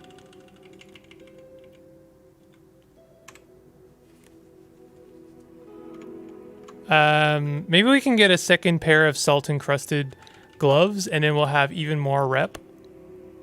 No. 8 for gloves, though. It's not bad. When you have multiple arms, we have multiple arms. Like, gloves are very important. I tell a lie. They're only slightly more important than they would be normally. Yeah. We have our cybernetics, which is really cool, but I'm not, like...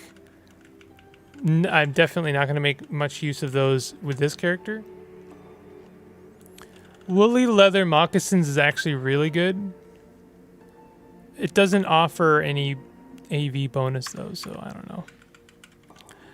I don't know if I'm going to be taking this character as far as Bethesda Sousa. Yeah, that's always the hope, but having anything leather is, or not, anything woolly is like really decent. Let's go ahead and buy all those.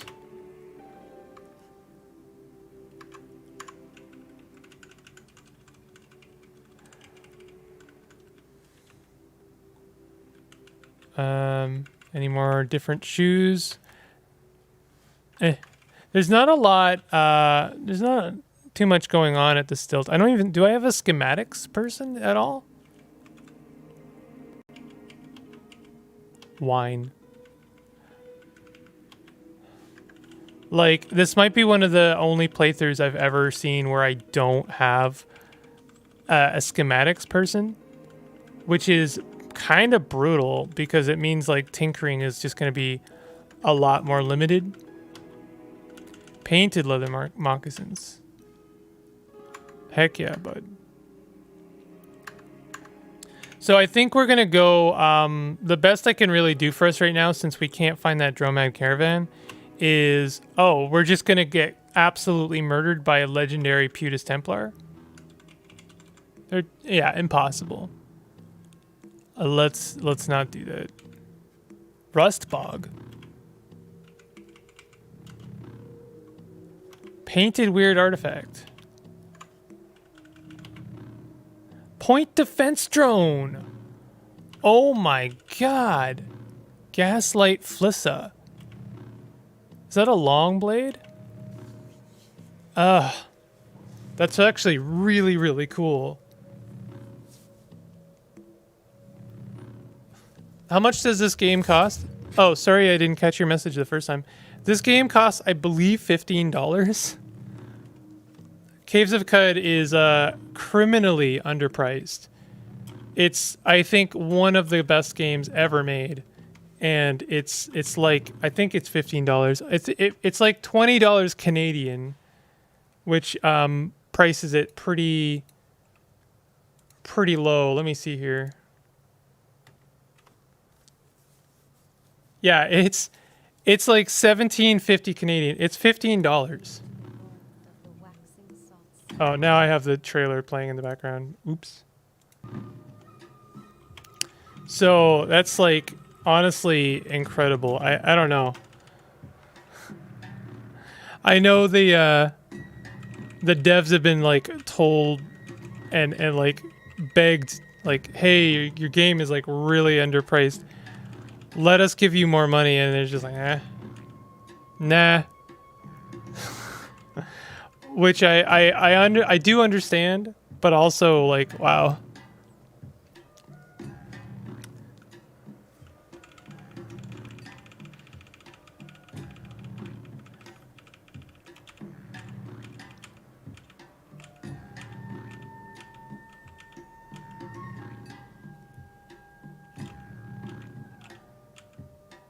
Oh, down gliders. Okay, so I'm basically I'm making my way to our first historic site. I think we're level 12. That's good enough, I think, to do a historic site.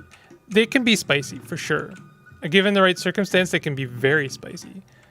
But you know, the benefits outweigh the risk.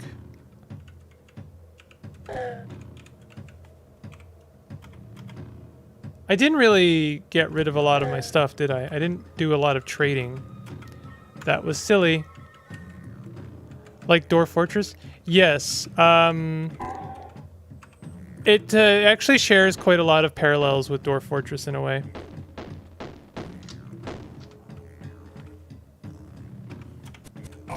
Dwarf Fortress does have a version coming up that it will be like, you'll be able to buy an upgraded like version of it with like a bit more accessible user interface. I am actually really looking forward to that. I will probably be playing that. Overburdened. What do we want to drop?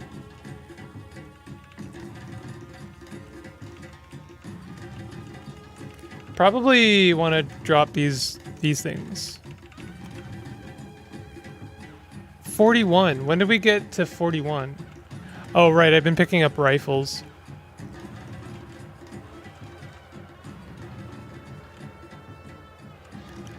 I think maybe we drop the rifles.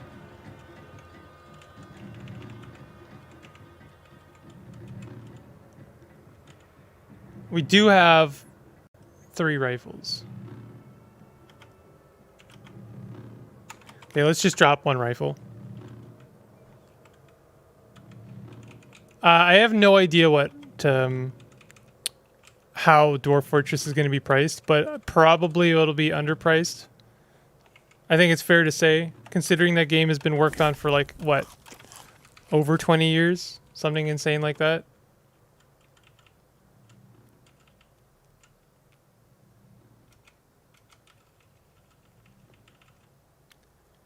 This is not a very good caravan. But we can sell some of our stuff, maybe. It's always hard for me to tell how much money they have.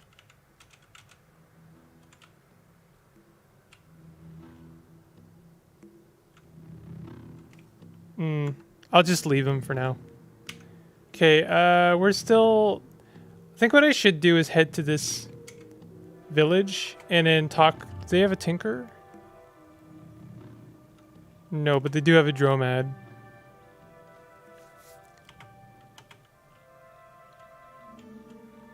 Sturdy nylon backpack.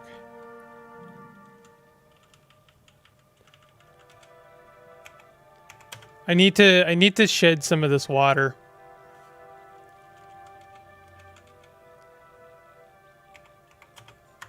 It's way too much. So I'm gonna visit a couple of villages. And where's our other village? Oh, that is our village. Let's visit the Tinker, I think.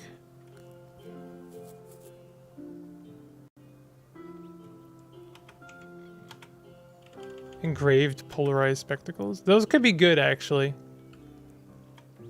And it's got Reshef lore on it. I mean, that's kind of fun. I think that does actually increase the price, unfortunately. I wonder if compass bracelets stack. Probably not, right? Wow, this point defense drone is almost 800. That is incredible.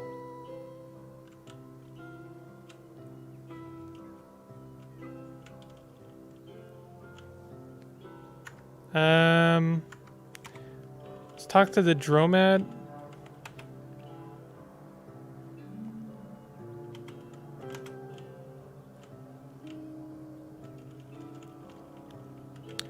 Aha, here we go. That's a good amount of money right there.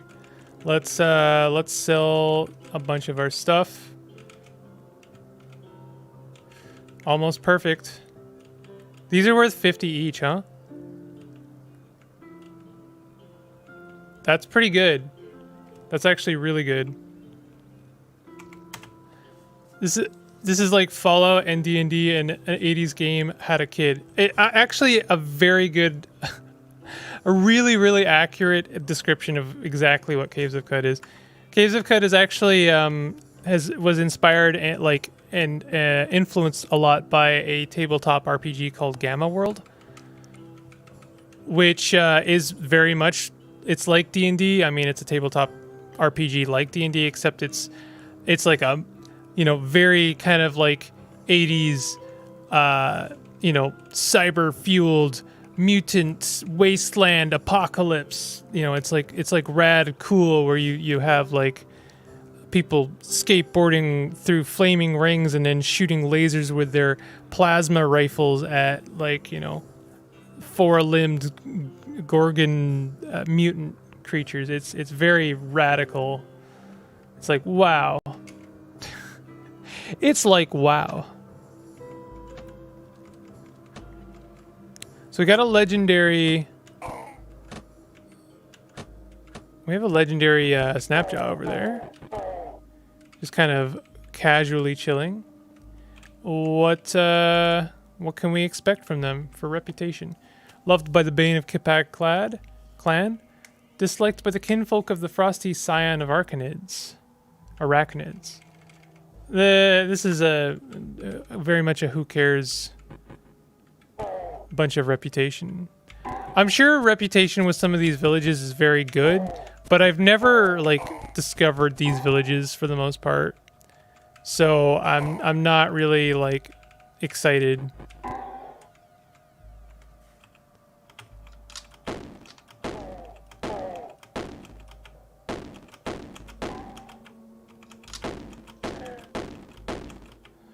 Just unloading on them.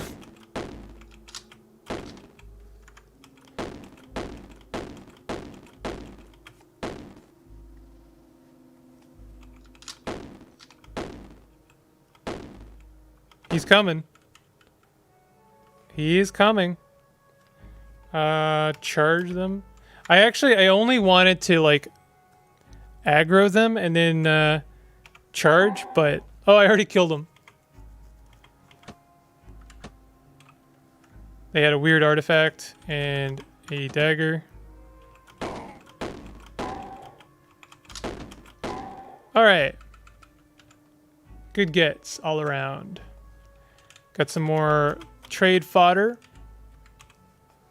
More trade fodder.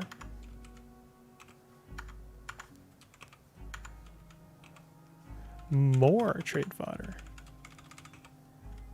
No trade fodder? No trade fodder? No? Oh, I don't... Yeah. Guess there's nothing else here, really? Okay.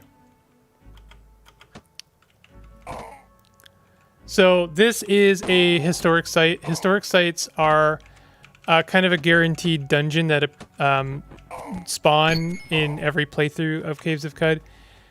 There's something you discover by reading the history of some of the sultans of Caves of Qud. And the sultans, I mean, they were powerful political figures, but they were also powerful people. And they tend to have an item of choice that kind of defined them and helped them in their campaign. And usually the history eventually leads us to understanding where they got that item of question and also where they lost it. And when we find out where they lost it, then we know where to go to get it. And that's what a historic site is. And they're usually really, really good items. Like, they are always worth it. They tend to give you attribute bonuses, which are like insane, like, you know, +1 on your ego, for instance. Some of them can be like really weird, like spawn an ally, robot ally or something. I never know what to do with those ones. Oh yeah, also historic sites generally have a ton of books. I look at like historic sites, or my headcanon is they're kind of like the Great Pyramids. Is they're possibly where the sultans got buried, and then like all of their good stuff is there.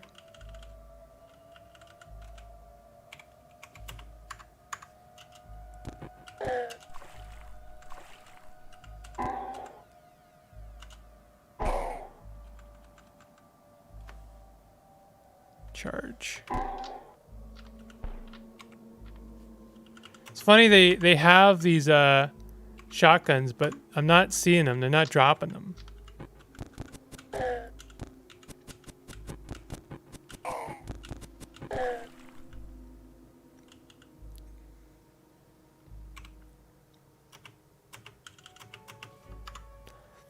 Also, it's not generally common that these historic sites have snap jaws in them.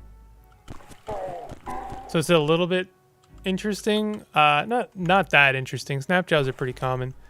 Chat Ventures is a long and good sock pop game. 50-hour gameplay. Chat Ventures is absolutely on my games to do a video on. I'm either waiting for them to like literally give it, because they give old games in their monthly. I do really want to play Chat Ventures. It looks like a really cool game. Or I may wait for it to go on sale, because I know they tend to do their week-long sales. But I think what they did is opted out of selling their games on sale on Steam, and instead decided to give them away to people who are on their Patreon, which makes a lot of sense to me, because it like incentivizes, or further incentivizes, people to like join their Patreon, which absolutely do it, because like their games are great and they're worth it, instead of like having their games go on sale on Steam. Not that their games don't go on sale on Steam. Disliked by the Dromad merchants. Excellent. Yes, we want to be friends to Dromad merchants.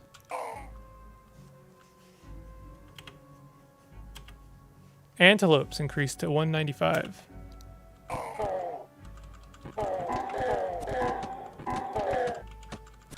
Wow, we got a lot of legendaries here. More love to the Bane of Kipad Clad. That's probably Kipad is the sultan that this historic site belongs to. Hated by highly entropic beings. This is the most hated by highly entropic beings I've ever been. And wait, am I hated, or where is my highly entropic beings? I'm at -150. Your upper left arm is dismembered. Oh my god. Is that our primary hand? Well, it was. It sure was our primary hand. Good thing we have 3 more of those.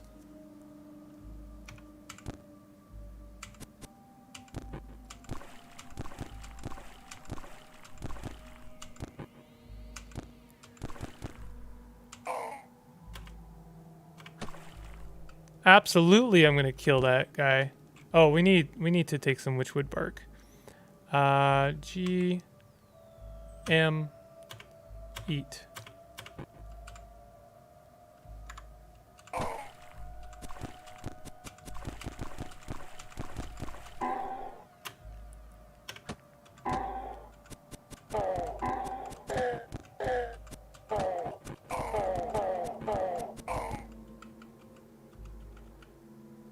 That is brutal.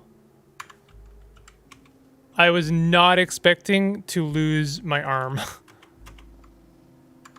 It's 23. Is that like 11:24?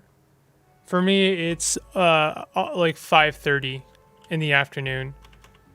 I'm probably gonna wrap up the stream pretty soon, because it is getting a little bit late, and I have been playing this for, like, how long have I been live? Probably about 5 hours, close to.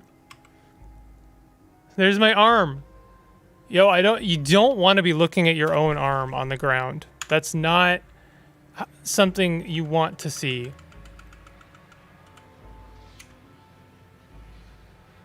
What else have we got going on here? More Snapjaws. More legendary Snapjaws. What do we got? Hated by the Mechanimist. Perfect. I absolutely will destroy you. You know what? Let's also Temporal Fugue, since I just lost one of my arms. Now I just gained 3 more. We gained some Pariah rep, too.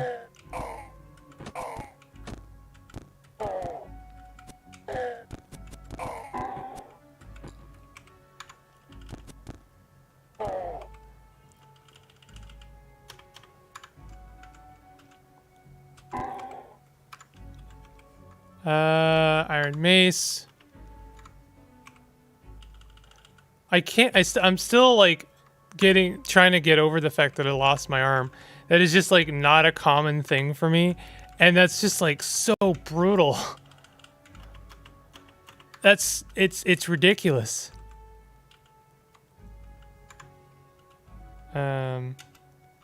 Yes.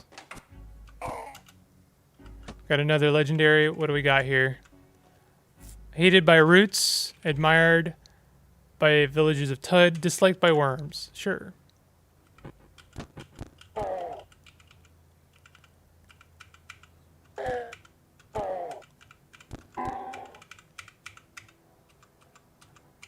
Okay.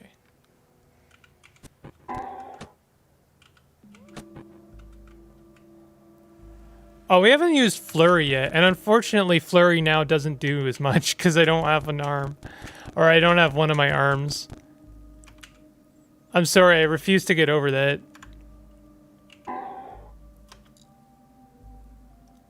Your reputation with roots increased.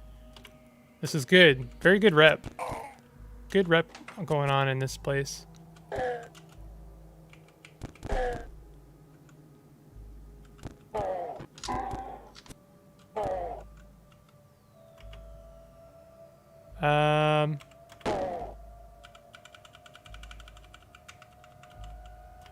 Why am I carrying too much? What happened here? Miscellaneous? Melee weapon? You know what? Let's drop some of our armor. I don't need it anymore. Got some Sultan lore.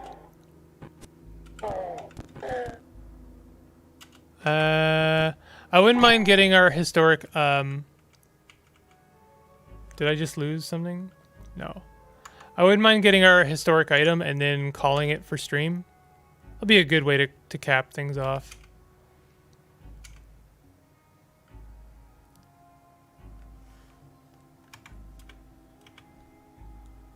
Okay, let's Temporal Fugue, why not?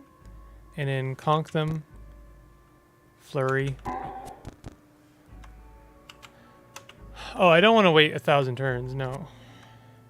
I want to wait 154 turns. Things are getting spicy enough at this point that... Oh. I would like to make sure my my abilities are off cooldown before I engage into new combat. Aha, there is our historic item.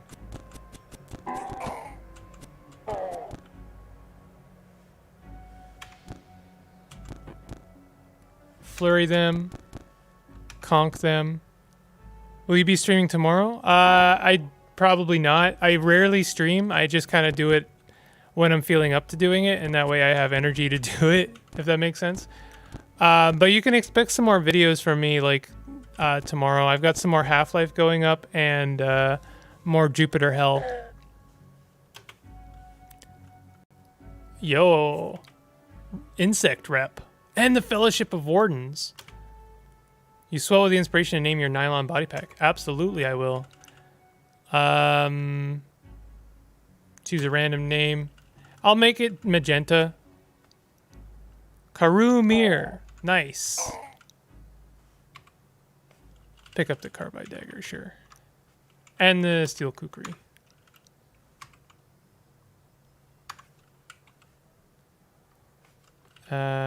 Dagger, short sword. Dagger. We're very close to running out of room.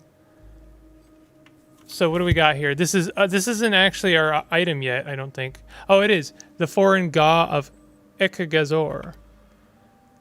It's one of these like toy boxes. I'm never a fan of these. On activation, this item obliterates all nearby members of a faction chosen from among those that existed during the time of the Sultanate.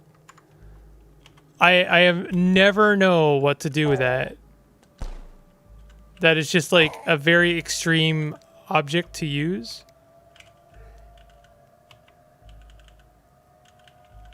What are these and why do they weigh so much? Oh, they're pump shotguns. Oh, there are all the pump shotguns. No streaming? No, I'm sorry.